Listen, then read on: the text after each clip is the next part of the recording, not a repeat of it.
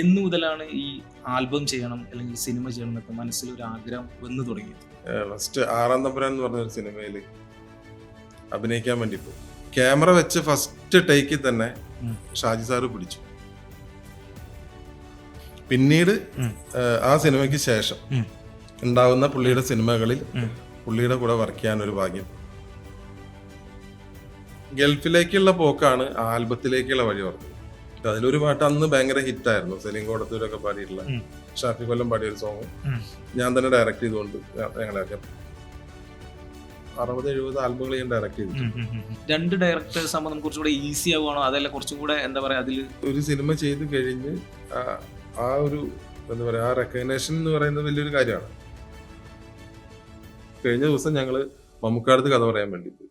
Hi all, എല്ലാവർക്കും snap ടോക്സിലേക്ക് സ്വാഗതം. ഇന്ന് നമ്മുടെ കൂടെയുള്ളത് മലയാളം ആൽബങ്ങളിലൂടെ ശ്രദ്ധ നേടി പിന്നീട് കൂടുതൽ എന്ന മൂവിയുടെ ഡയറക്ടറുമായ ഷാനുക്ക കൂറാണ്. Welcome to our show sir. ഷാനുക്ക പരിചയപ്പെടാൻ പറ്റിയതിൽ വളരെ സന്തോഷമുണ്ട്. അവിടെ വരാൻ പറ്റിയത് എനിക്കും. ഓക്കെ, അതായത് ഇപ്പോ ഞാൻ ആക്ച്വലി ഫോട്ടോഗ്രാഫറാണ്. ഓക്കെ, ഫോട്ടോഗ്രാഫി ചെയ്തിട്ടാണ് നമ്മളെ കരിയർ സ്റ്റാർട്ട് ചെയ്തിട്ടുള്ളത്. അപ്പൊ അന്ന് മുതലേ നമ്മൾ നോക്കുമ്പോൾ ഈ ആൽബം ചെയ്യുന്നവര്, ഈ മ്യൂസിക്കൽ ആൽബം ചെയ്യുന്നവരൊക്കെ ഭയങ്കര ഇഷ്ടമാണ്, അല്ലെങ്കിൽ അവരൊക്കെ പരിചയപ്പെടാൻ ഭയങ്കര ആഗ്രഹമാണ്. എനിക്ക് തോന്നുന്നത് ഒരു ഫോട്ടോഗ്രാഫർ എന്ന് പറയുമ്പോൾ നമ്മുടെ ഒക്കെ മനസ്സിൽ സിനിമയാവും, സിനിമ ചെയ്യണം അല്ലെങ്കിൽ ആൽബം ചെയ്യണം എന്നൊക്കെ ആവും. അപ്പോൾ നമ്മളെ എപ്പോഴും നോക്കി കാണുന്ന, ഭയങ്കര റെസ്പെക്റ്റോട് കൂടി അല്ലെങ്കിൽ മീറ്റ് ചെയ്യണം, പരിചയപ്പെടണം എന്നൊക്കെ വിചാരിക്കുന്ന ഒരു കാറ്റഗറി ആളുകളാണ് നിങ്ങൾ. അപ്പോൾ എൻ്റെ പോലെ, നമ്മളെ ഈ ചാനൽ കാണുന്ന എൻ്റെ പോലെ ആഗ്രഹമുള്ളവർ, അല്ലെങ്കിൽ സിനിമ ചെയ്യാൻ, ആൽബം ചെയ്യാൻ ഒക്കെ താല്പര്യമുള്ളവരാവും. അപ്പോൾ അവർക്കൊക്കെ യൂസ്ഫുൾ ആവുന്ന രീതിയിലുള്ള ഷാനുക്കയുടെ ജീവിത ജേണി എങ്ങനെയായിരുന്നു, ആൽബം, അതിനെ കുറിച്ചിട്ടൊക്കെ പറഞ്ഞിട്ടാണ് നമ്മൾ എപ്പിസോഡ് പോകുന്നത്. ഓക്കെ, അപ്പൊ ആദ്യം തന്നെ ചോദിക്കാം, എന്ന് മുതലാണ് ഈ ആൽബം ചെയ്യണം അല്ലെങ്കിൽ സിനിമ ചെയ്യണം എന്നൊക്കെ മനസ്സിലൊരു ആഗ്രഹം വന്നു തുടങ്ങിയത്? ഇത് ശരിക്കും പറഞ്ഞാല് നമ്മൾ സ്കൂളിൽ പഠിക്കുമ്പോൾ മിമിക്രി ആയിരുന്നു നമ്മുടെ കല എന്ന് പറയുന്ന ആദ്യത്തെ ഒരു തുടക്കം. ഷാനുക്ക മിമിക്രി ചെയ്തിരുന്നു. മിമിക്രി ആയിരുന്നു. അപ്പോൾ സ്കൂൾ തലത്തിലായാലും നമ്മളത് കഴിഞ്ഞിട്ട് പുറത്തൊക്കെ കുറെ പ്രൈസുകൾ മിമിക്രിയിൽ കിട്ടിയിട്ടുണ്ട്.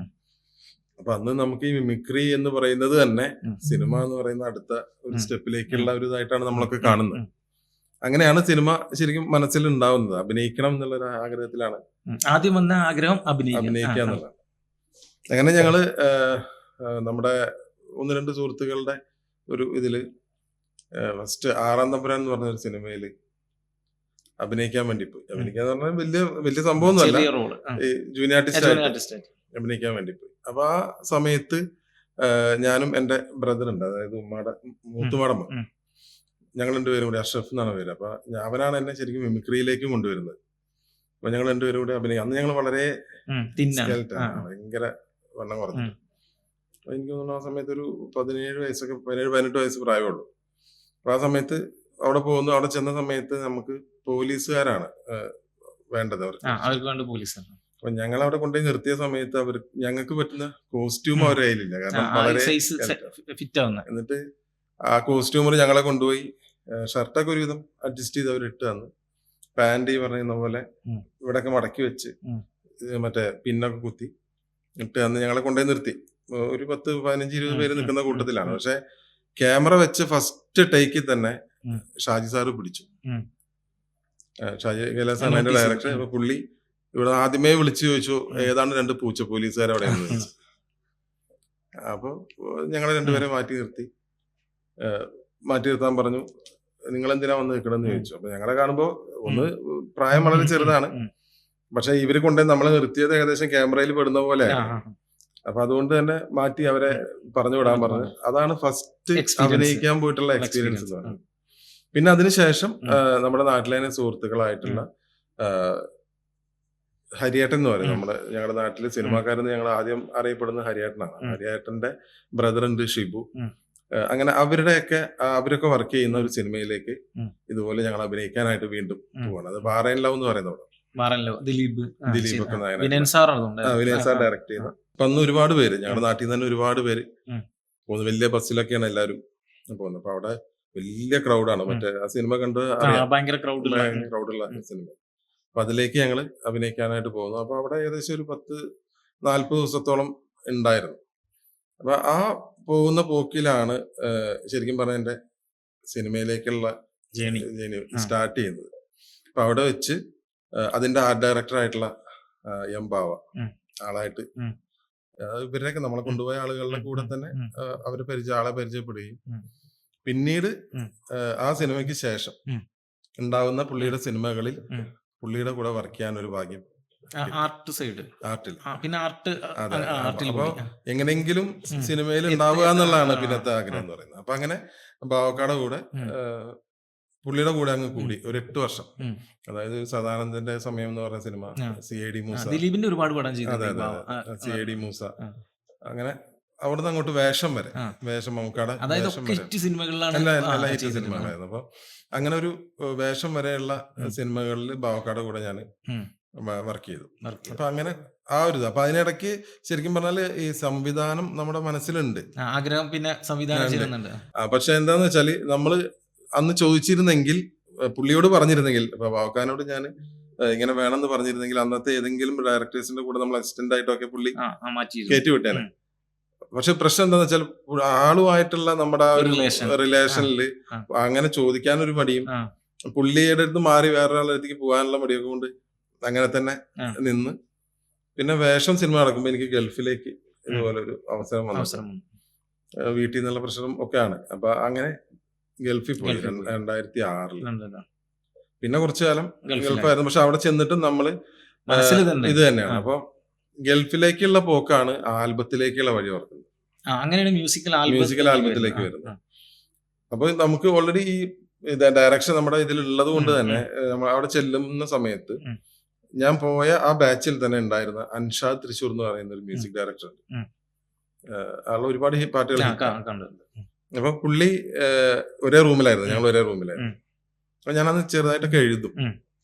അങ്ങനെ പുള്ളി മ്യൂസിക് ചെയ്ത 2-3 പാട്ടുകൾ ഞാനിങ്ങനെ എഴുതുമെന്ന് പുള്ളിക്ക് ഇങ്ങനെ അറിഞ്ഞപ്പോ ട്യൂൺ ചെയ്തിട്ട് എന്നോട് പാട്ടുകൾ എഴുതാൻ പറഞ്ഞു. അപ്പൊ ഞാൻ എനിക്ക് അന്ന് തോന്നുന്ന കുറച്ച് സാധനങ്ങളൊക്കെ എഴുതി കൊടുത്തു. അപ്പൊ അതിൽ നിന്ന് കുറച്ച് പാട്ടുകൾ പുള്ളി ആൽബമായിട്ട് ചെയ്തു. അതിലൊരു പാട്ട് അന്ന് ഭയങ്കര ഹിറ്റായിരുന്നു, സലീം കോടത്തൂരൊക്കെ പാടിയിട്ടുള്ള മലരെ എന്നോ മെക്കിനാവിന്റെ മണിമുല്ല എന്ന് പറഞ്ഞ. അപ്പൊ ആ പാട്ട് ഇതുപോലെ ഇതായി അതൊരു CD ആയിട്ട് ഇറങ്ങി. അപ്പൊ ആ പാട്ട് ഭയങ്കര ഹിറ്റായി. അങ്ങനെ കുറച്ചു കാലം എഴുത്തുകാരന്റെ മാപ്പിളപ്പാട്ടില് ആൽബങ്ങളൊക്കെ എഴുതുന്നവര്. ആ സമയത്ത് തന്നെ തിരിച്ച് നാട്ടിലേക്ക് വരുന്ന സമയത്താണ് ആ ആൽബത്തിലെ ഒരു സോങ് വിഷ്വലി ചെയ്യുന്നത് ഫസ്റ്റ് ആദ്യമായിട്ട്. അത് ഞാൻ ഡയറക്ട് ചെയ്തുകൊണ്ട് ഒരു സോങ്, അതിലെ ഷാഫി കൊല്ലം പാടിയ ഒരു സോങ് ഞാൻ തന്നെ ഡയറക്ട് ചെയ്തുകൊണ്ട് ഞങ്ങൾ ഇറക്കി. അപ്പൊ അതും അത്യാവശ്യം അന്ന് ഈ മറ്റേ മിസ്റ്റ്, ഡ്യൂ ഡ്രോപ്സ് ഒക്കെ ഉള്ള ചാനലുള്ള മറ്റോ അല്ലെങ്കിൽ പ്രാദേശിക ചാനലുകളിൽ മാത്രമേ ഉള്ളൂ.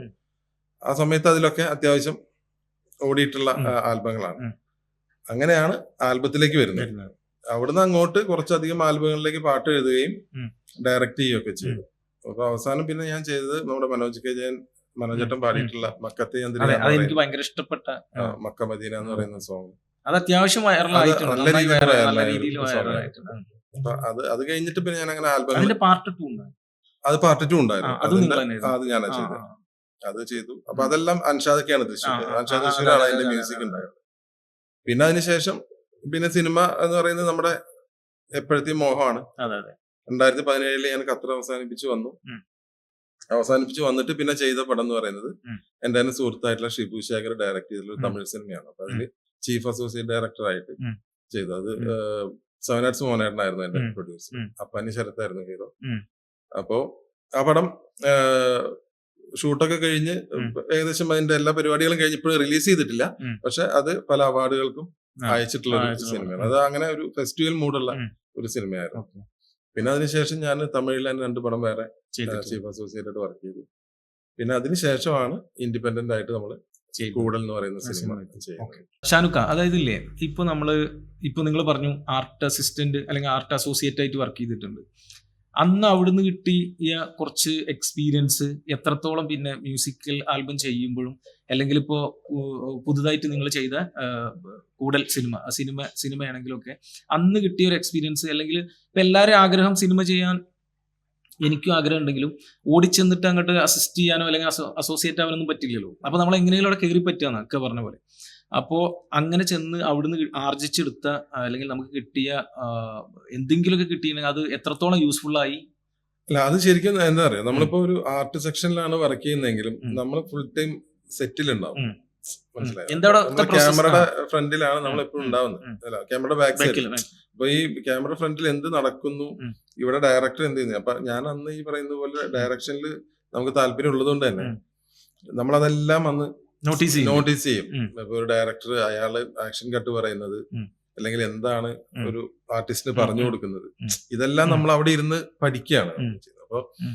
അവരുടെ അസിസ്റ്റന്റ് ആയിട്ടല്ലെങ്കിൽ കൂടി ഉം. ഫുൾ ടൈം നമ്മൾ ഈ ക്യാമറയുടെ ഒപ്പം ഉം. ഉണ്ടാവും, അത് പ്രോസസ്സിങ് കാണുന്നുണ്ട്. കാണുന്നുണ്ട്. അപ്പൊ അത് എത്രയോ പടങ്ങൾ, ഇപ്പൊ ഉം. എനിക്ക് തോന്നുന്നു 10-25 പടങ്ങൾ ഞാൻ ഉം. അബാക്കയുടെ കൂടെ വർക്ക് ചെയ്തിട്ടുണ്ട്. അപ്പൊ ഉം. അത്രയും പടങ്ങൾ നമ്മൾ വർക്ക് ചെയ്യുമ്പോൾ അത്രയും ആളുകൾ അത് പല different പല directors. ഡയറക്ടേഴ്സ് ആണ് അപ്പൊ വരുന്നത്. ഡിഫറെന്റ് രീതിയിലാണ് അവർ അപ്രോച്ച് ചെയ്യുന്നത്. അവരൊക്കെ ഓരോ മേക്കിംഗ് സ്റ്റൈലും വ്യത്യാസമാണ്.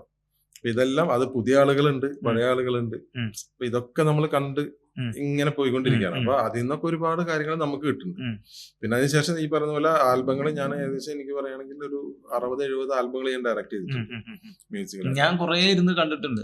പിന്നെ അതുപോലെ തന്നെ ഷോർട്ട് ഫിലിംസ് ഉം. കുറച്ചധികം ചെയ്തിട്ടുണ്ട്. അപ്പൊ അതില് ദംശനം എന്ന് പറഞ്ഞൊരു ഷോർട്ട് ഫിലിം ഞാൻ 2019 അത് അംബേദ്കർ അവാർഡൊക്കെ വിൻ ചെയ്ത ഒരു ഷോർട്ട് ഫിലിമാണ്. അപ്പൊ അങ്ങനെ കുറെ ഷോർട്ട് ഫിലിമുകൾ, അതൊക്കെ നമുക്ക് ശരിക്കും പറഞ്ഞാല് നമ്മുടെ ഈ ഒരു സാധനം എങ്ങനെ പുറത്തോട്ട് കൊണ്ടുവരാമെന്ന് നമ്മള് ട്രൈ ചെയ്തുകൊണ്ട് ഇരിക്കുന്ന ഒരു സാധനങ്ങളാണ്. അപ്പൊ അതൊക്കെ നമുക്ക് ഓക്കെയാണ്. ഇത് നമുക്ക് ചെയ്യാൻ പറ്റുന്ന ഒരു സാധനത്തിലേക്ക് നമ്മൾ വന്നു എന്ന് നമുക്ക് തന്നെ ബോധ്യമായിട്ടാണ് സിനിമ എന്ന് പറയുന്ന ഒരു സാധനം നമ്മൾ ഇൻഡിപെൻഡന്റ് ആയിട്ട് ചെയ്യാനായിട്ട് ശ്രമിക്കും. ഇപ്പൊ എന്റെ പോലെ ആഗ്രഹമുള്ള അല്ലെങ്കിൽ ഇത് കാണുന്ന നമ്മുടെ ഫോട്ടോഗ്രാഫർ കമ്മ്യൂണിറ്റി ഉള്ളവർക്ക്, ഞാനൊരു ഫോട്ടോഗ്രാഫർ ആയിരുന്നു അല്ലേ? അത് ഭയങ്കര സന്തോഷം.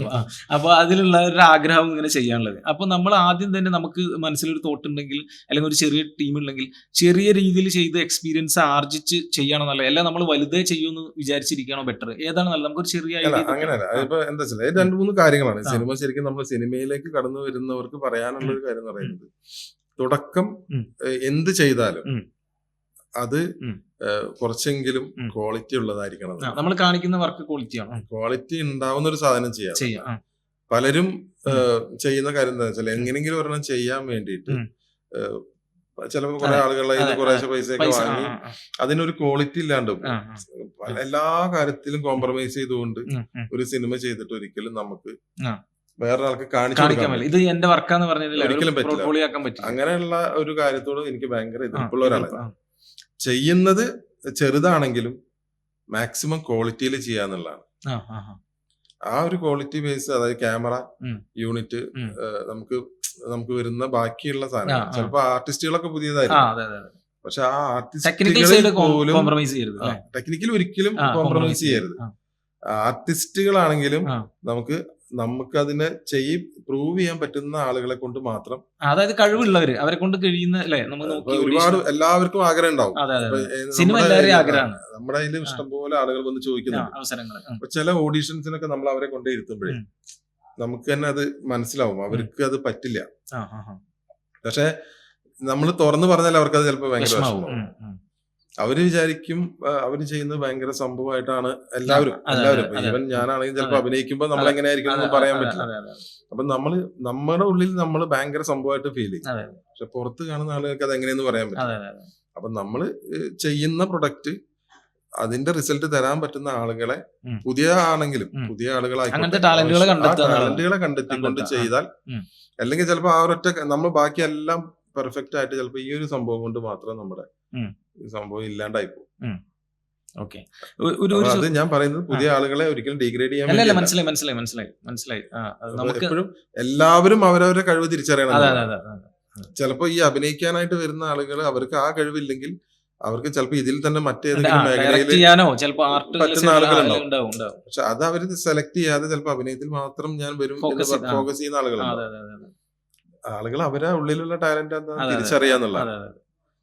അതുപോലെ ഒരു കാര്യം കൂടി ചോദിച്ചോട്ടെ. ഇപ്പോൾ എനിക്ക് തോന്നുന്നു, ഇപ്പോൾ ഷാനുക്കൊക്കെ ആൽബം ചെയ്തു വരുമ്പോൾ, മ്യൂസിക്കൽ ആൽബം ചെയ്യുമ്പോൾ, അല്ലെങ്കിൽ ഇതിന്റെ ഈ മീഡിയത്തിലേക്ക് കടന്നു വരുമ്പോൾ സോഷ്യൽ മീഡിയയുടെ എത്രത്തോളം സ്വാധീനം ഉണ്ടായിട്ടില്ല. അപ്പോൾ തോന്നിയിട്ടുണ്ട് എപ്പോഴെങ്കിലും ഈ അവസരത്തിലാണെങ്കിൽ അന്ന് ചെയ്യുന്ന കുറച്ചും കൂടെ ഒക്കെ നമുക്ക് പിന്നെ ഇഷ്ടംപോലെ വർക്കുകൾ നമ്മൾ ചെയ്ത ആ സമയത്ത് ചെയ്ത ഒരുപാട് വർക്കുകൾ ഈ പറയുന്നത് പോലെ അത് ഞാൻ എഴുതിയ ഈ സോങ്ങുകൾ പോലും മലരെ എന്നുള്ള സോങ് സലീം പാടിയ അന്ന് ഭയങ്കര ഹിറ്റാണ്. അന്ന് എവിടെ ചെന്നാലും സലീം എഴുതിക്കൊണ്ടിരിക്കുന്ന സമയമാണ്. അതെ അതെ സലീം സ്വന്തമായിട്ട് ആ, പാട്ട് എഴുതി ആ. മ്യൂസിക് ചെയ്ത് പാടിക്കൊണ്ട് വന്ന സമയമാണ്. ആ. പലപ്പോഴും അത് സലീം എഴുതിയ പാട്ട് എന്നുള്ള രീതിയിലാണ് അറിയപ്പെടുന്നത്. അറിയപ്പെടുന്നത്. കാരണം അന്ന് ഈ പറയുന്ന പോലെ നമുക്ക് ഇത് പ്രൊമോട്ട് ചെയ്യാനോ അല്ല, നമ്മുടെ മുഖം കാണിക്കാനുള്ള മീഡിയം ഇല്ല അല്ലെ? ഈവൻ ഞാൻ എന്റെ നാട്ടില് ഒരു ദിവസം വണ്ടിയിൽ ഞാൻ എന്റെ കാറിൽ ഈ പാട്ട് വെച്ചിട്ട് പോകുമ്പോൾ ഉം. ഇതുപോലെ പാട്ട് എഴുതുന്ന വേറെ 1-2 പിള്ളേരുണ്ട് ഉം. നമ്മുടെ നാട്ടിലുള്ള ഒരു അർഷാദ് എന്നൊക്കെ ഉം, പറഞ്ഞത്. ഉം. അപ്പൊ അവനൊരു ദിവസം എന്റെ വണ്ടിയിൽ കയറി അപ്പൊ ഈ പാട്ട് പാടിക്കൊണ്ടിരിക്കുന്നു. അപ്പൊ അവൻ എന്നോട് ചോദിച്ചത്, ഇത് ഏത് ആൽബത്തിലെ പാട്ടാന്നറിയോ? സലീമിന്റെതാന്നറിയാം, ഇത് ഏത് ആൽബം എന്നറിയാമോ? ഞാനിങ്ങനെ പലപ്പോഴും കേൾക്കുന്നുണ്ട്, അപ്പൊ അതൊന്ന് കിട്ടാൻ വേണ്ടിട്ടാണ്. അപ്പൊ നമ്മുടെ നാട്ടിലുള്ള ആളുകൾക്ക് പോലും അറിയില്ല അത് നമ്മൾ എഴുതിയതാണ്. അറിയില്ല. ഇനി ഉണ്ടെങ്കിൽ തന്നെ സീരിയൽ ചെറുതായിട്ട് ഒരു ആ, പേര് അത് അത്രേ ഉണ്ടാവുള്ളൂ. അത്ര ഉണ്ടാവുള്ളൂ. നമുക്ക് അങ്ങനെ അന്നിപ്പോ അത്രേ ഉള്ളൂ. പിന്നെ അന്ന് ഈ കൂടുതലും ഓഡിയോ കേൾക്കുന്ന സമയമാണ്. അതെ, നമ്മളെ കേസറ്റ് എപ്പോഴും കാസറ്റോ അല്ലെങ്കിൽ CD. സീഡിയോ ആയിട്ട് വണ്ടികളിലോ വീടുകളിലോ പാട്ടുകൾ മാത്രം കേട്ടോണ്ടിരിക്കുന്ന സമയമാണ്. ഈ വിഷ്വലി വളരെ കുറവാണ്. അപൂർവ ആൽബങ്ങളെ ചെയ്യാറുള്ളൂ. ഇതിന്റെ വിഷ്വല് വന്നിട്ടുണ്ടെങ്കിലും ഇത് 2007 പുറത്തിറങ്ങിയ ആൽബം, ഇതിന്റെ വിഷ്വല് വരുന്നത് 2013. അപ്പൊ ആ കാലഘട്ടം വരെ ഇത് സലീം എഴുതിയ പാട്ടാണ്. അതുവരെ ആർക്കും അറിയില്ല. പിന്നെ വിഷ്വല് വരുമ്പോഴാണ് നമ്മുടെയൊക്കെ പേര് അതിൽ വരുന്നത്. അതായത് ഇപ്പൊ നമ്മൾ ഈ കലാ ഫീൽഡ് അല്ലെങ്കിൽ സിനിമ ഫീൽഡ്, ഞാൻ ഇതൊരു കലാരൂപമായിട്ടാണ് കാണുന്നത്. നമ്മൾ ഫോട്ടോഗ്രാഫി, ഈവൻ ഫോട്ടോഗ്രാഫി ചെയ്യുകയാണെങ്കിൽ പോലും നമ്മൾ നമ്മുടെ എന്താ പറയാ, ഇപ്പൊ നമ്മുടെ പഠിപ്പൊക്കെ കഴിഞ്ഞ് നമ്മൾ ഇങ്ങനെയൊക്കെ പോകുന്നതെന്ന് പറയുമ്പോൾ വീട്ടിൽ നിന്ന് കിട്ടുന്ന സപ്പോർട്ട് എങ്ങനെയായിരുന്നു? അപ്പൊ എനിക്ക് തോന്നുന്നു ഞാൻ ഫോട്ടോഗ്രാഫി ചെയ്യാൻ വരുമ്പോൾ തന്നെ എൻ്റെ അച്ഛനൊന്നും പേഴ്സണലി ഇഷ്ടം ഉണ്ടായിരുന്നില്ല ഫോട്ടോഗ്രാഫർ ആവാൻ. അപ്പൊ പിന്നീട് അത് ഇഷ്ടമായി വരിക നമ്മൾ ഇതിൽ ഏൺ ചെയ്യുമ്പോഴേ. അപ്പോ എത്രത്തോളം അത് ഫാമിലിന്ന് എങ്ങനെയായിരുന്നു അതിനുള്ള സപ്പോർട്ട്? ഫാമിലിയില് ഇപ്പൊ ഞാൻ ഈ ഫീൽഡിലേക്ക് ഞാൻ വരുന്ന സമയത്ത് എന്റെ കല്യാണം ഒന്നും കഴിഞ്ഞിട്ടില്ല. അന്ന് ഉപ്പ ഗൾഫിലാണ്, ഉമ്മയാണ് വീട്ടിലുള്ളത്. അപ്പൊ ഉപ്പ ഉമ്മ ഇവര് രണ്ടുപേരും സ്കൂൾ സമയങ്ങളില് നാടകവും ഇതൊക്കെ ആയിട്ട് ചെയ്യുന്ന ആൾക്കാരാണ്. അപ്പോ അതുകൊണ്ട് തന്നെ നമ്മൾ കേട്ട് വളരുമ്പോ തന്നെ ഉപ്പ ചെയ്ത നാടകങ്ങൾ ചെയ്തിരുന്നതിന്റെ കഥകളും ഇതൊക്കെ കേട്ടിട്ടുണ്ട്. അവര് അവരുടെ സ്കൂൾ കാലഘട്ടങ്ങളും കോളേജ് കാലഘട്ടങ്ങളും ആണ് കേട്ടോ. അല്ലാതെ പുറത്ത് പ്രൊഫഷണൽ ആയിട്ടല്ല ഞാൻ പറയുന്നത്. അപ്പൊ സ്കൂളിലൊക്കെ എന്തെങ്കിലും പരിപാടികൾ ഉണ്ടെങ്കിൽ പങ്കെടുക്കണം, അതിൽ വിൻ ചെയ്യണമെന്ന് നമ്മളോട് പറയുന്ന ഒരു പേരൻസ് ആയിരുന്നു ഉണ്ടായിരുന്നത്. അപ്പൊ അതുകൊണ്ട് തന്നെ അവിടെ നിന്ന് എനിക്ക് തുടക്കം കുഴപ്പമില്ല. പിന്നെ കല്യാണം കഴിഞ്ഞപ്പോൾ ഞാൻ ഓൾറെഡി സിനിമയിലേക്ക് എൻ്റർ ആയതിനു ശേഷമാണ് കല്യാണം വരുന്നത്. അപ്പോൾ ശരിക്കും പറഞ്ഞാൽ അങ്ങനെ ഒരു ഓർത്തഡോക്സ് ഫാമിലിയാണ് അവരെങ്കിൽ പോലും ഇതുവരെ എന്താ പറയാ, ഇങ്ങനെ സംഭവം വേണ്ട എന്ന് പലപ്പോഴും ചിലപ്പോ സ്ട്രഗിൾ ചെയ്യുന്ന സമയങ്ങളിലൊക്കെ പറയാറുണ്ട്, നമുക്കിത് മാറ്റി ചിന്തിച്ച് വേറെ എന്തെങ്കിലും ചെയ്തുകൂടെ എന്ന് പറഞ്ഞിട്ടുണ്ടെങ്കിൽ പോലും ഇതൊരിക്കലും ഇതിനെ എതിർത്തുകൊണ്ട് ഇതുവരെ പ്രശ്നം ഈവൻ നമ്മളിപ്പോ ഓരോ ഈ വരവ് പോലും അവര് സപ്പോർട്ടില്ലാതെ നമുക്ക് വരാൻ പറ്റില്ല. അതുപോലെ ഒന്ന് ചോദിച്ചോടെ, ഇപ്പൊ ഗാനങ്ങൾ എഴുതുന്നതാണ്. അപ്പൊ ഈ എഴുതുമ്പോ ഈ പറഞ്ഞ മാതിരി ഇത്ര ഷോർട്ടായി എഴുതിയാൽ മതി പറഞ്ഞത്, ഇപ്പൊ എഴുതാനാണോ കുറച്ചും കൂടെ റിസ്ക് തോന്നുന്നല്ല? കുറച്ച് ബാക്ക് എഴുതി തുടങ്ങുന്ന സ്റ്റാർട്ടിങ് ടൈമിലായിരുന്നോ? ഏത് ടൈമിലെ കുറച്ചും കൂടെ എഴുതാൻ ബുദ്ധിമുട്ടാണ്. കാരണം അന്ന് നമുക്ക് മനസ്സിലുള്ള സാധനങ്ങൾ എഴുതാം, മൊത്തം വരികൾ നമുക്ക് എക്സ്പ്ലെയിൻ ചെയ്ത് എഴുതാൻ പറ്റും. നമുക്കിപ്പോ ഒരു സ്റ്റോറി പറയാനാണെങ്കിൽ ആ സ്റ്റോറി വെച്ച് തന്നെ നമുക്ക് എഴുതാൻ പറ്റും. ഇന്ന് എഴുതണമെങ്കിൽ എപ്പോഴും പറയുന്ന ഒരു കാര്യം, ഇപ്പൊ ഞാൻ ഒരാൾക്ക് എഴുതാൻ വേണ്ടി പറഞ്ഞു കൊടുക്കുമ്പോ പോലും പറയുന്നത് തുടക്കം ഹുക്കായിരിക്കണം. അതായത് സ്റ്റാർട്ടിങ് തന്നെ ആളുകളെ ക്യാച്ച് ചെയ്യാൻ പറ്റും. അതായത് ഏതെങ്കിലും ഒരു വരി ആളുകൾക്ക് ക്യാച്ച് ചെയ്യുന്ന വരിയായിരിക്കണം. അപ്പൊ നമ്മൾ അതിനു വേണ്ടി അത് സെർച്ച് ചെയ്യണം. മനസ്സിലായി. ആളുകൾക്ക് കിട്ടണം ആ ഒരു ട്യൂണോ അല്ലെങ്കിൽ ആ വരിയോ പെട്ടെന്ന് കയറി കിട്ടിയാൽ മാത്രമാണ്. എനിക്കിത് പറഞ്ഞപ്പോഴേ നിങ്ങളുടെ സിനിമയ്ക്ക് ഞാൻ വരാം, അതിന് മുമ്പ് ഇതൊരു ഇപ്പൊ ഈ സോങ്ങിന് പറഞ്ഞോണ്ട് എനിക്ക് അതിലൊരു എല്ലാ പാട്ടും ഇഷ്ടമായി. അതിലൊരു പാട്ടില്ലേ, നമ്മളെ ഒരു മെലഡി, നമ്മളെ നജീം പാടി, ആ പാട്ട് ഭയങ്കര ഇഷ്ടമായി. അതിന്റെ ലിറിക്സ് ആണെങ്കിലും ശരി, അതിന്റെ സംഗീതം എനിക്ക് ഭയങ്കര ഇഷ്ടമായി. അപ്പൊ ഇത് പറഞ്ഞോണ്ട് പറയണം, അത് ആരും എഴുതിയതാ? അത് നമ്മുടെ പടത്തിൽ തന്നെ ശരിക്കും പറഞ്ഞാൽ കൂടുതൽ 5 മ്യൂസിക് ഡയറക്ടേഴ്സ് ഉണ്ട്. അപ്പൊ അതില് നാടൻപാട്ട് പോലത്തെ ചെയ്തത് സിബു സുകുമാരൻ എന്ന് പറയുന്ന ആള് ചെയ്തിട്ടുള്ള 3 പാട്ടുകളാണ്. പിന്നെ നിഖിൽ എന്ന് പറഞ്ഞിട്ടൊരു പയ്യൻ ചെയ്തായിരുന്നു. അതൊരു വെണ്ണിലാവ് പോലെ എന്ന് പറഞ്ഞൊരു സോങ് നമ്മളൊരു മറ്റേ കുട്ടിക്കാലത്തൊക്കെ. പിന്നെ ഒരെണ്ണം ആ ബസ്സിൽ പോകുമ്പോഴുള്ള ഒരു സോങ് അങ്ങകലെ എന്നിട്ട് മണികണ്ഠൻ പെരുമ്പടപ്പ് പാടിയ, അത് പ്രസാദ് എന്ന് പറഞ്ഞ മ്യൂസിക് ഡയറക്ടറായിരുന്നു. പിന്നെ ഇത് ചെയ്തത് നമ്മുടെ ട്രിവാൻഡ്രത്തുള്ള ഒരു പയ്യനാണ്. അപ്പൊ അവൻ സുമേഷ് എന്ന് പറഞ്ഞിട്ട് പുതിയ ആളാണ്. എല്ലാം സിബു അല്ലാത്ത ബാക്കി എല്ലാവരും പുതിയ ആൾക്കാരാണ്. നമ്മളെ ആ 4 പേര് നമ്മൾ ഇൻട്രൊഡ്യൂസ് ചെയ്താണ്. പിന്നെ വേറൊരാള് ഒരു റാപ്പ് ചെയ്തിട്ടുണ്ട്, ആൽവിൻ എന്ന് പറഞ്ഞിട്ട്. അങ്ങനെ 5 മ്യൂസിക് ഡയറക്ടേഴ്സ്. അപ്പൊ അതിൽ സുമേഷ് രവീന്ദ്രൻ എന്ന് പറഞ്ഞൊരു പയ്യൻ. അപ്പൊ ഞങ്ങളൊരു ക്യാമ്പിന് ഇതുപോലെ സ്ട്രേഞ്ചേഴ്സ് ക്യാമ്പിന് ഉം. പങ്കെടുത്ത സമയത്ത് ഉം. അവൻ എഴുതി മ്യൂസിക് ചെയ്ത ഒരു സോങ് എന്ന് പറഞ്ഞിട്ട് അവിടെ പാടിയതാണ്. പാടിയതാണത്. അങ്ങനെ അത് അത് അപ്പൊ അന്ന് ഞങ്ങൾക്ക് അത് ഇങ്ങനെ ക്ലിക്കായി കിടക്കുന്നുണ്ടായിരുന്നു ആ സോങ്. അപ്പൊ നമ്മൾ പടം ഇങ്ങനെ വന്നൊരു സിറ്റുവേഷൻ അങ്ങനെ വന്നപ്പോ അവിടെ ഒരു സോങ് വേണോ അല്ലെങ്കിൽ ചുമ്മാ മ്യൂസിക് മതിയോ എന്ന് തോന്നിയ സമയത്ത് അവിടെ 4 വരികള് വന്നാൽ നന്നാവും എന്ന് തോന്നിയത് കൊണ്ട് അവനെ വിളിച്ചിട്ട് ഞാനത് ചെയ്യാൻ പറഞ്ഞു. അങ്ങനെ ഓക്കെ. ഇനി ഇപ്പൊ ഞാൻ കൂടുതൽ സിനിമയിലേക്ക് വരാം. അതായത് ഇല്ലേ, ഇപ്പൊ ഇക്കടെ ഒരുപാട് നാളത്തെ ആഗ്രഹവും ഒരു കൊമേഴ്ഷ്യൽ വാല്യൂ ഉള്ള ഒരു മെയിൻ സ്ട്രീം സിനിമ ചെയ്യാന്നുള്ളത്. അത് ലാസ്റ്റ് ഫൈനലി കൂടൽ എന്ന സിനിമയിൽ ഇക്കിയുണ്ട്, പിന്നെ ഷാഫി അപ്പിക്കാട്, രണ്ടുപേരും കൂടെ ഡയറക്ട് ചെയ്ത്. അപ്പോൾ ഞാൻ മൂവി കണ്ടിരുന്നു. ഞാൻ സജീർക്കാടും പറഞ്ഞു, സജീർക്ക് വന്നപ്പോൾ. അപ്പോൾ എനിക്ക് നന്നായി ഇഷ്ടപ്പെട്ട ഒരു മൂവിയാണ്. ഇതിന്റെ സക്സസ് റേറ്റ് ഒക്കെ പല ഡിപ്പെൻസ് ഓൺ നമ്മൾ ഇറക്കുന്ന സമയം പ്രോപ്പർ അല്ലെങ്കിൽ പോലും അത് വർക്കൗട്ട് ആവാതെ പോകും. ഒരു സിനിമ ഇഷ്ടപ്പെടുന്ന, ഒരുപാട് സിനിമ കാണുന്ന ആളെന്ന നിലയിൽ എനിക്ക് അതിന്റെ ടെക്നിക്കൽ സൈഡ് ആണെങ്കിലും ഞാൻ സജീർക്കാട് പറഞ്ഞു, ഏത് രീതിയിലും ഒരു മികച്ചു നിൽക്കുന്ന സിനിമയാണ് അത്. അതിന്റെ ട്വിസ്റ്റുകളാണെങ്കിലും ക്വാളിറ്റിയുള്ള വർക്കാണ്. ഇപ്പൊ നേരത്തെ പറഞ്ഞ പോലെ അതിൽ ഒരു സൈഡും അങ്ങനെ ക്വാളിറ്റിയിൽ കോംപ്രമൈസ് ചെയ്തിട്ടില്ല. അപ്പോൾ അങ്ങനെ ഒരു സിനിമയുടെ ഭാഗമായി ആ ഒരു ജേണി എങ്ങനെ ഉണ്ടായിരുന്നു? ആ സിനിമയുടെ എക്സ്പീരിയൻസ് ആദ്യം ചെയ്തപ്പോൾ കിട്ടിയ അനുഭവങ്ങൾ. ശരിക്കും സിനിമയിലേക്ക് വന്നത് ശരിക്കും നമ്മുടെ സജീർ പപ്പയാണ്. കഴിഞ്ഞ റീസെന്റ് പോഡ്കാസ്റ്റിൽ പറഞ്ഞു. അത് ശരിക്കും പറഞ്ഞാൽ ഞാൻ വേറൊരു സിനിമയാണ് ചെയ്യാൻ വേണ്ടി. ബിബിൻ തന്നെയായിരുന്നു ഹീറോ. ഞാൻ ബിബിനോട് ഒരു സബ്ജക്ട് പറഞ്ഞപ്പോ ബിബിന്റെ കയ്യിൽ ഇരുന്ന ഒരു സബ്ജക്ട് ഉണ്ട്, ബിബിന്റെ ഒരു ഫ്രണ്ടിന്റെ സബ്ജക്ട് ഉണ്ടായിരുന്നു. അവർ ഇച്ചിരി കോമഡി പരിപാടിയല്ല, ഫാന്റസി കോമഡി ആയിരുന്നു. ഇക്കടെ മനസ്സിലുള്ള നായകനും ബിബിൻ തന്നെ. അതായത് ബിബിനോട് ഞാൻ വേറൊരു സബ്ജക്ട് പറയാൻ വേണ്ടി പോയത്. അപ്പൊ അതേ ദിവസം തന്നെയാണ് ഇവരും ബിബിനെ കാണാൻ വേണ്ടി വരുന്നത്, കൂടുതലിന്റെ സബ്ജക്ട് പറയാനായിട്ട്. അപ്പൊ ഞാൻ പറഞ്ഞ സബ്ജക്റ്റിനേക്കാൾ നല്ലൊരു സബ്ജക്ട് ബിബിന്റെ കയ്യിൽ ഇരിപ്പുണ്ടായിരുന്നു. കുറച്ചുകൂടി വർക്ക് ആവുന്ന ഒരു സബ്ജക്ട് ഉണ്ടായിരുന്നു, ഒരു ഫാന്റസി കോമഡിയാണ്. അപ്പൊ എന്നോട് ആ സബ്ജക്ട് ബിബിൻ ഇങ്ങോട്ട് പറഞ്ഞു, ഇതൊന്ന് ഇക്ക കേട്ടു നോക്ക്, എന്നിട്ട് നമുക്ക് അത് വേണോ ഇത് വേണോ എന്ന് ആലോചിക്കാം. ഞാൻ പറഞ്ഞ സബ്ജക്ട് ഓക്കെയാണ്, ഇത് കുറച്ചും കൂടി നല്ലതാണെന്ന് പറഞ്ഞപ്പോ എനിക്ക് കേട്ടപ്പോ കോമഡിയാണ്, ത്രൂ ഔട്ട് കോമഡി ഉള്ള ഒരു സബ്ജക്റ്റ് ആണ്. അപ്പൊ അത് നല്ലതായിട്ട് തോന്നി. അങ്ങനെ അത് ചെയ്യാമെന്ന് തീരുമാനിച്ച് അതിന്റെ വർക്കുകൾ നമ്മൾ സ്റ്റാർട്ട് ചെയ്തു. അപ്പൊ എന്റെ കയ്യിൽ ഒരു പ്രൊഡ്യൂസർ ഉണ്ടായിരുന്നു. അപ്പൊ ഞങ്ങള് ബഡ്ജറ്റ് ഒക്കെ ഇട്ടപ്പോ ഒരു 3.5 കോടി രൂപ ബഡ്ജറ്റ് വരും നമ്മുടെ. അതായത് ഈ പറഞ്ഞ കോമഡി മൂവി ചെയ്യാനായിട്ട്. അത് കുറച്ച് സെറ്റ് വർക്കൊക്കെ ഉണ്ട്. അപ്പൊ ആ ബഡ്ജറ്റ് കാര്യങ്ങളിലേക്ക് വന്നപ്പോ പ്രൊഡ്യൂസറുടെ കയ്യിൽ 2.5 കോടി രൂപയേ ഉള്ളൂ ബഡ്ജറ്റ്. പുള്ളി 2.5ക്ക് ചെയ്യാം, അതിന്റെ അപ്പുറത്തേക്കാണെങ്കിൽ പറ്റില്ല എന്ന് പറഞ്ഞു. അല്ലെങ്കിൽ നീ ഒരാളെയും കൂടി പ്രൊഡ്യൂസറെ കണ്ടെത്തിയിട്ട് നമുക്ക് ചെയ്യാൻ. കുറച്ച് ദിവസം ഞാൻ അതിനു വേണ്ടി ട്രൈ ചെയ്തു. അപ്പൊ ഈ ട്രൈ ചെയ്യുന്ന സമയത്ത് ഇവര് വിപിനെ കാണാനൊക്കെ ഷാഫി പാരലായിട്ട് ഈ പരിപാടി നടക്കുന്നുണ്ട്, ഇവരുടേതും നടക്കുന്നുണ്ട്. ഇവര് വരും, എറണാകുളത്ത് വരും. അപ്പൊ ഞാൻ അന്ന് ഒരു ഫ്ലാറ്റ്, ഞങ്ങൾ 3 ബെഡ്റൂം ഫ്ലാറ്റിൽ ഞാൻ ഒറ്റയ്ക്ക് കൊണ്ടുവന്നു. ആ സമയത്ത് ഇവര് വരുന്ന സമയത്ത് നമ്മുടെ റൂമിലാണ് വരിക. അപ്പൊ ഞാൻ ഇവരോട് പറഞ്ഞ വേറെ എവിടെ റൂം എടുക്കണ്ട, ഞാൻ മാത്രമല്ലേ ഉള്ളൂ, അവിടെ സ്റ്റേ ചെയ്യാം എന്ന് പറഞ്ഞാൽ. അപ്പൊ ഇവര് നേരെ എറണാകുളത്ത് വരുമ്പോ അവിടെ വരും. അപ്പൊ ഒരു റൂമില് ഇവര് വന്ന് ചിലപ്പോ 1-2 ദിവസമൊക്കെ ഉണ്ടാവും, ഷാഫിയും പപ്പയും ഉണ്ടാവും. അപ്പൊ അതിന്റെ ചർച്ചകൾ അവിടെ നടക്കും, ഞാൻ ഇപ്പുറത്തുണ്ടാവും. പക്ഷെ ഇതിനിടയ്ക്ക് എന്താന്ന് വെച്ചാല് ഇവരുടെ പ്രൊഡ്യൂസർ ചെറിയൊരു ബുദ്ധിമുട്ട് വന്നപ്പോ ഈ കൂടുതലൊന്ന് ബ്ലോക്ക് ചെയ്തു. പക്ഷെ അതൊന്ന് ചെറിയൊരു പടമായിരുന്നു, ഒരു ചെറിയ ബഡ്ജറ്റിലുള്ള ഒരു പടമായിട്ടാണ് പ്ലാൻ ചെയ്തിരുന്നത്. ആ സമയത്ത് എനിക്ക് പറയുന്നത് പോലെ 2.5 കോടിയിലധികം എടുക്കാൻ പറ്റുന്ന ഒരു പ്രൊഡ്യൂസർ അല്ലാത്തതുകൊണ്ട് ഇതും അവിടെ കിടക്കുകയാണ്. ആ സമയത്താണ് പപ്പ പറയുന്നത്, നമുക്ക് ഇങ്ങനെ ജസ്റ്റ് ഒന്ന് വേണമെങ്കിൽ ഇതിനെ ഒന്ന് സെറ്റ് ആക്കിയിട്ട് 2 പേര് കൂടിയിട്ട് ഈ പ്രൊജക്ട് അങ്ങ് ഓണാക്കിയാലോ.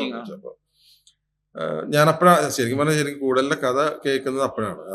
ദിവസം ഞങ്ങളൊക്കെ ഒരുമിച്ച് ഇരുന്നിട്ട് കൂടുതൽ ഡീപ്പായിട്ട് അതിന്റെ അറിഞ്ഞിട്ടില്ല, ഒരു ബേസ് ആയിട്ട് ഇങ്ങനെ സംഭവങ്ങൾ പറഞ്ഞിട്ടുണ്ട് എന്നേ. അങ്ങനെ അത് കേൾക്കുന്നു. അപ്പൊ സബ്ജക്ട് ഒരു ഇതുവരെ വരാത്ത ഒരു സബ്ജക്റ്റാണ്.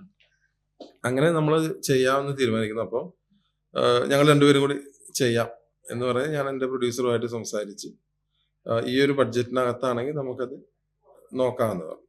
അങ്ങനെ അപ്പൊ അവര് ചെയ്തു വന്ന ബഡ്ജറ്റിന്റെ കൂടുതലാണ് നമ്മൾ കൊടുക്കുന്നത്. കാരണം ആ ബഡ്ജറ്റിൽ നമുക്ക് ഇത്രയും ക്വാളിറ്റിയിലൊന്നും സിനിമ ചെയ്യാൻ പറ്റില്ലായിരുന്നു.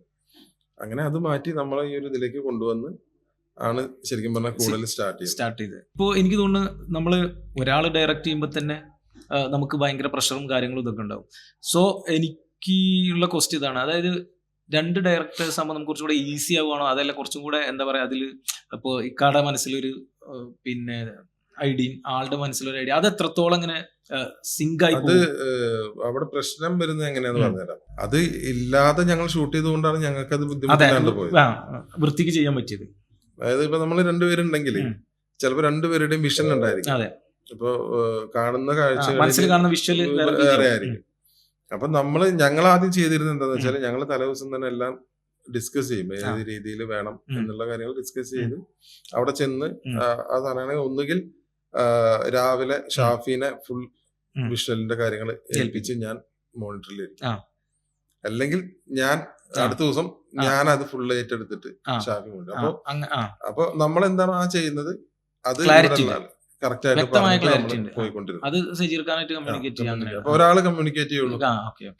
ഇന്ന് നിങ്ങൾ എടുക്കുന്നതാണെങ്കിൽ നിങ്ങൾ കമ്മ്യൂണിക്കേറ്റ് ചെയ്യും അല്ലെ? അപ്പൊ അത് പറഞ്ഞു മാറിയിരിക്കും. ഞങ്ങള് ഒരാള് ഇരുന്നാൽ മതി ഇവിടെ. പക്ഷെ ഇതിനെ കുറിച്ചിട്ട് അപ്പൊ എന്തെങ്കിലും മാറ്റങ്ങൾ ഉണ്ടെങ്കിൽ ഞങ്ങൾ വിളിച്ച് പറയും. വിളിച്ച് അതുകൊണ്ട് കുറച്ച് സമയങ്ങൾ പോയിട്ടുണ്ട് ഞങ്ങൾക്ക് ഷൂട്ടിന്. ചിലപ്പോ ഇതുപോലെ എന്തെങ്കിലുമൊക്കെ മാറ്റങ്ങൾ നമുക്ക് ഞാൻ ഷൂട്ട് ചെയ്യുമ്പോൾ എന്തെങ്കിലും മാറ്റം വേണമെന്ന് അവർക്ക് തോന്നിയാൽ നമ്മളായിട്ട് വീണ്ടും വിളിക്കും, സംസാരിച്ച് നമ്മള് ക്യാമറമാനുമായിട്ട് നമ്മൾ ഡിസ്കസ് ചെയ്യുന്ന സമയം ഉണ്ടല്ലോ, ആ സമയം വീണ്ടും പൊളിക്കേണ്ടി വരികയാണ് ചിലപ്പോൾ. മനസ്സിലായി. അപ്പോഴൊക്കെ ചിലപ്പോ ആർട്ടിസ്റ്റുകൾ ചോദിക്കാറുണ്ട് ഈ സമയം പോണു എന്താ ഇത്ര നേരം എന്നൊക്കെ ചോദിക്കും. പക്ഷെ നമുക്ക് അതിന്റെ വൃത്തിക്ക് അത് നന്നാക്കാന്നുള്ളതാണ്. ശരിക്കും ഒരു കാര്യം, ശരിക്കും നമുക്കൊരു സ്ക്രിപ്റ്റ് കയ്യിൽ കിട്ടുമ്പോഴേ അത് മനസ്സിലൊരു വിഷ്വൽ തെളിഞ്ഞു വരുമല്ലോ നമുക്ക്. ഇപ്പൊ ഇന്നൊരു സീനാണ്, ഓക്കെ, ഇപ്പൊ കൂടലിൽ പറയുകയാണെങ്കിൽ ഒരു സീന് കൂടലിന്റെ ക്യാമ്പ് നടക്കുമ്പോൾ അവിടെ നിന്നിട്ട് വിപിന്റെ ഫസ്റ്റ് ഇവരായിട്ട് സംസാരിക്കുന്ന ഷോട്ട് ഉണ്ട്. ആ ഷോട്ട് ഇങ്ങനെ മൂവ് ചെയ്യാനൊക്കെ ഇക്കടെ മനസ്സിൽ നല്ല ഒരു അതിങ്ങനെ വായിച്ചു വരുമ്പോ ഒരു രൂപം ഉണ്ടാവുമല്ലോ. ഈ ഇത് കാണുമ്പോൾ ഇങ്ങനെ മനസ്സിൽ ഇങ്ങനെ വിചാരിക്കേണ്ടത് ഇത് ഇങ്ങനെ വരാന്നുള്ളത്. അത് എത്രത്തോളം നിങ്ങൾ രണ്ടാളും കൂടെ മനസ്സിൽ കണ്ടത് ഒരേപോലെ ആയിരുന്നോ, എല്ലാം നല്ല അന്തരം ഉണ്ടായിരുന്നു? ഇല്ല, അതാ ഞാൻ പറഞ്ഞത്. ഇപ്പൊ നമുക്ക് ഞങ്ങളെല്ലാം ഇത് മുൻകൂട്ടി അതിന്റെ കാര്യങ്ങള് പ്ലാൻ ചെയ്ത് വന്നതുകൊണ്ട് ആദ്യം ഡിസ്കസ് ചെയ്യുമ്പോ ചിലപ്പോ ചില സാധനങ്ങൾ അങ്ങനെയും ഇങ്ങനെയൊക്കെ മാറും. പിന്നെ ഇപ്പൊ സജീർ പപ്പയും കൂടി ഉള്ളത് കൊണ്ട് നമുക്കത് കുറച്ചുകൂടി ഈസിയാണ്. കാരണം ഞങ്ങൾ ഒരുമിച്ച് വർക്ക് ചെയ്തിട്ടുണ്ട്, ഷാഫി ആയിട്ടും പപ്പ വർക്ക് ചെയ്തിട്ടുണ്ട്. നിങ്ങൾ ആൽബങ്ങളിൽ വർക്ക് ചെയ്തിട്ടുണ്ട്, പരിചയമുണ്ട്. അപ്പൊ ഞങ്ങള് കുറെ വർക്കുകൾ ഞാനും പപ്പയും ചെയ്തിട്ടുണ്ട്, അവരും ഒരുമിച്ച് കുറെ വർക്കുകൾ ചെയ്തിട്ടുണ്ട്. അപ്പൊ രണ്ടുപേർക്കും ഈസി ആയിട്ട് കമ്മ്യൂണിക്കേറ്റ് ചെയ്യാൻ പറ്റുന്ന ക്യാമറമാനാണ് സജീർ. അപ്പൊ അതുകൊണ്ട് തന്നെ ഇപ്പൊ നമ്മൾ രണ്ടുപേരും രണ്ടൊരു ഐഡിയ പറഞ്ഞാൽ പോലും ഒപ്പം നിന്നിട്ട് അതിനെ ഒറ്റതിലേക്ക് കൊണ്ടുവരാൻ ഒരു ക്വാളിറ്റി ഉണ്ട് അല്ലേ? പറ്റും. കാരണം ഒരാൾക്ക് സപ്പോർട്ട് ചെയ്യേണ്ട കാര്യമില്ല, രണ്ടുപേരെയും ഒരേപോലെ അറിയുന്നതായതുകൊണ്ട് ഞാൻ പറയുന്നതാണ് നല്ലതെന്നോ അവൻ പറയുന്നതാണ് നല്ലതെന്നോ പറയേണ്ട കാര്യമില്ല. രണ്ടുപേരെയും ഒരുപോലെ കാണുന്നത്. അതില് ചിലപ്പോ പുള്ളി പറയുന്നതായിരിക്കും ഞങ്ങൾ പറയുന്നതിനേക്കാൾ നല്ലതായി തോന്നുന്നെങ്കിൽ നമ്മൾ അത് ചെയ്യും. ചിലപ്പോ ഈ പറയുന്ന ഐഡിയാസിലേക്ക് പുള്ളി എന്തെങ്കിലും ഇംപ്ലിമെന്റ് ചെയ്യുമ്പോൾ അത് കുറച്ചുകൂടി ബെറ്റർ ആണെങ്കിൽ നമ്മൾ അത് സെലക്ട് ചെയ്ത് അത് ചെയ്യാന്നുള്ളതാണ്. ഇന്ന് സിനിമ ആരുടെയും ഒരാളുടെ മാത്രം മൈൻഡിലൂടെ പോകുന്ന സാധനമല്ല, ഇതൊരു ടീം വർക്കാണ്. ടീം വർക്കാണ്. നമ്മള് ഒറ്റയ്ക്ക് നിന്ന് എന്തെങ്കിലും ചെയ്യാന്ന് വിചാരിച്ചിട്ട് ഇപ്പൊ ഇന്ന് സിനിമയിലൊന്നും ചെയ്യാൻ പറ്റില്ല. അതിപ്പോ ആരോ പറയുന്നുണ്ട്, ഞാൻ ഇപ്പൊ ലൈറ്റിംഗ് യൂണിറ്റിലുള്ള ഒരു പയ്യനാണെങ്കിലും ഇല്ലേ, ഇപ്പൊ നമ്മളിപ്പോ ഞാൻ വന്നൊരു സിനിമ ചെയ്യണം, എനിക്കൊരു എക്സ്പീരിയൻസ് ഇല്ലെങ്കിൽ വർഷങ്ങളുടെ എക്സ്പീരിയൻസ് ഉള്ള ലൈറ്റിംഗ് യൂണിറ്റിലെ പയ്യന് മനസ്സിലാവും ഇയാൾ എന്താണ് ഇപ്പൊ ഈ കാണിക്കുന്നത് അല്ലെ.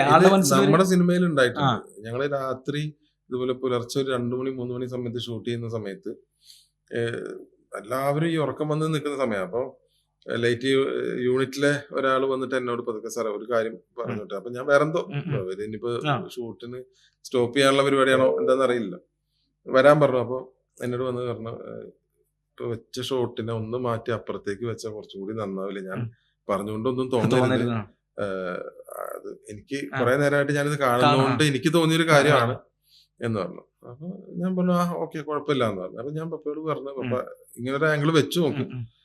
അപ്പൊ അതുവരെ നമ്മളത് വെച്ച് ചെയ്ത് ശരിയാവാത്തൊരു സംഭവമാണ്. അപ്പൊ എങ്ങനെ വെക്കുമ്പോൾ ലൈറ്റിങ്ങിന്റെ കാര്യങ്ങൾ എന്തെങ്കിലും ചെറിയൊരു പ്രശ്നം വരുന്നുണ്ട്.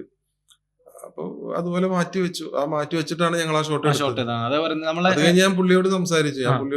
പുള്ളി ഓൾറെഡി പുള്ളിക്ക് താല്പര്യം ഡയറക്ടറാണ്. അപ്പൊ അങ്ങനെയുള്ള ആളുകൾ അപ്പുറത്തുണ്ടാവും. അപ്പൊ നമ്മൾ ചിന്തിക്കുന്നതിന് അപ്പുറത്തേക്ക് വിഷ്വലി കാണുന്ന ആളുകളുണ്ടാവും.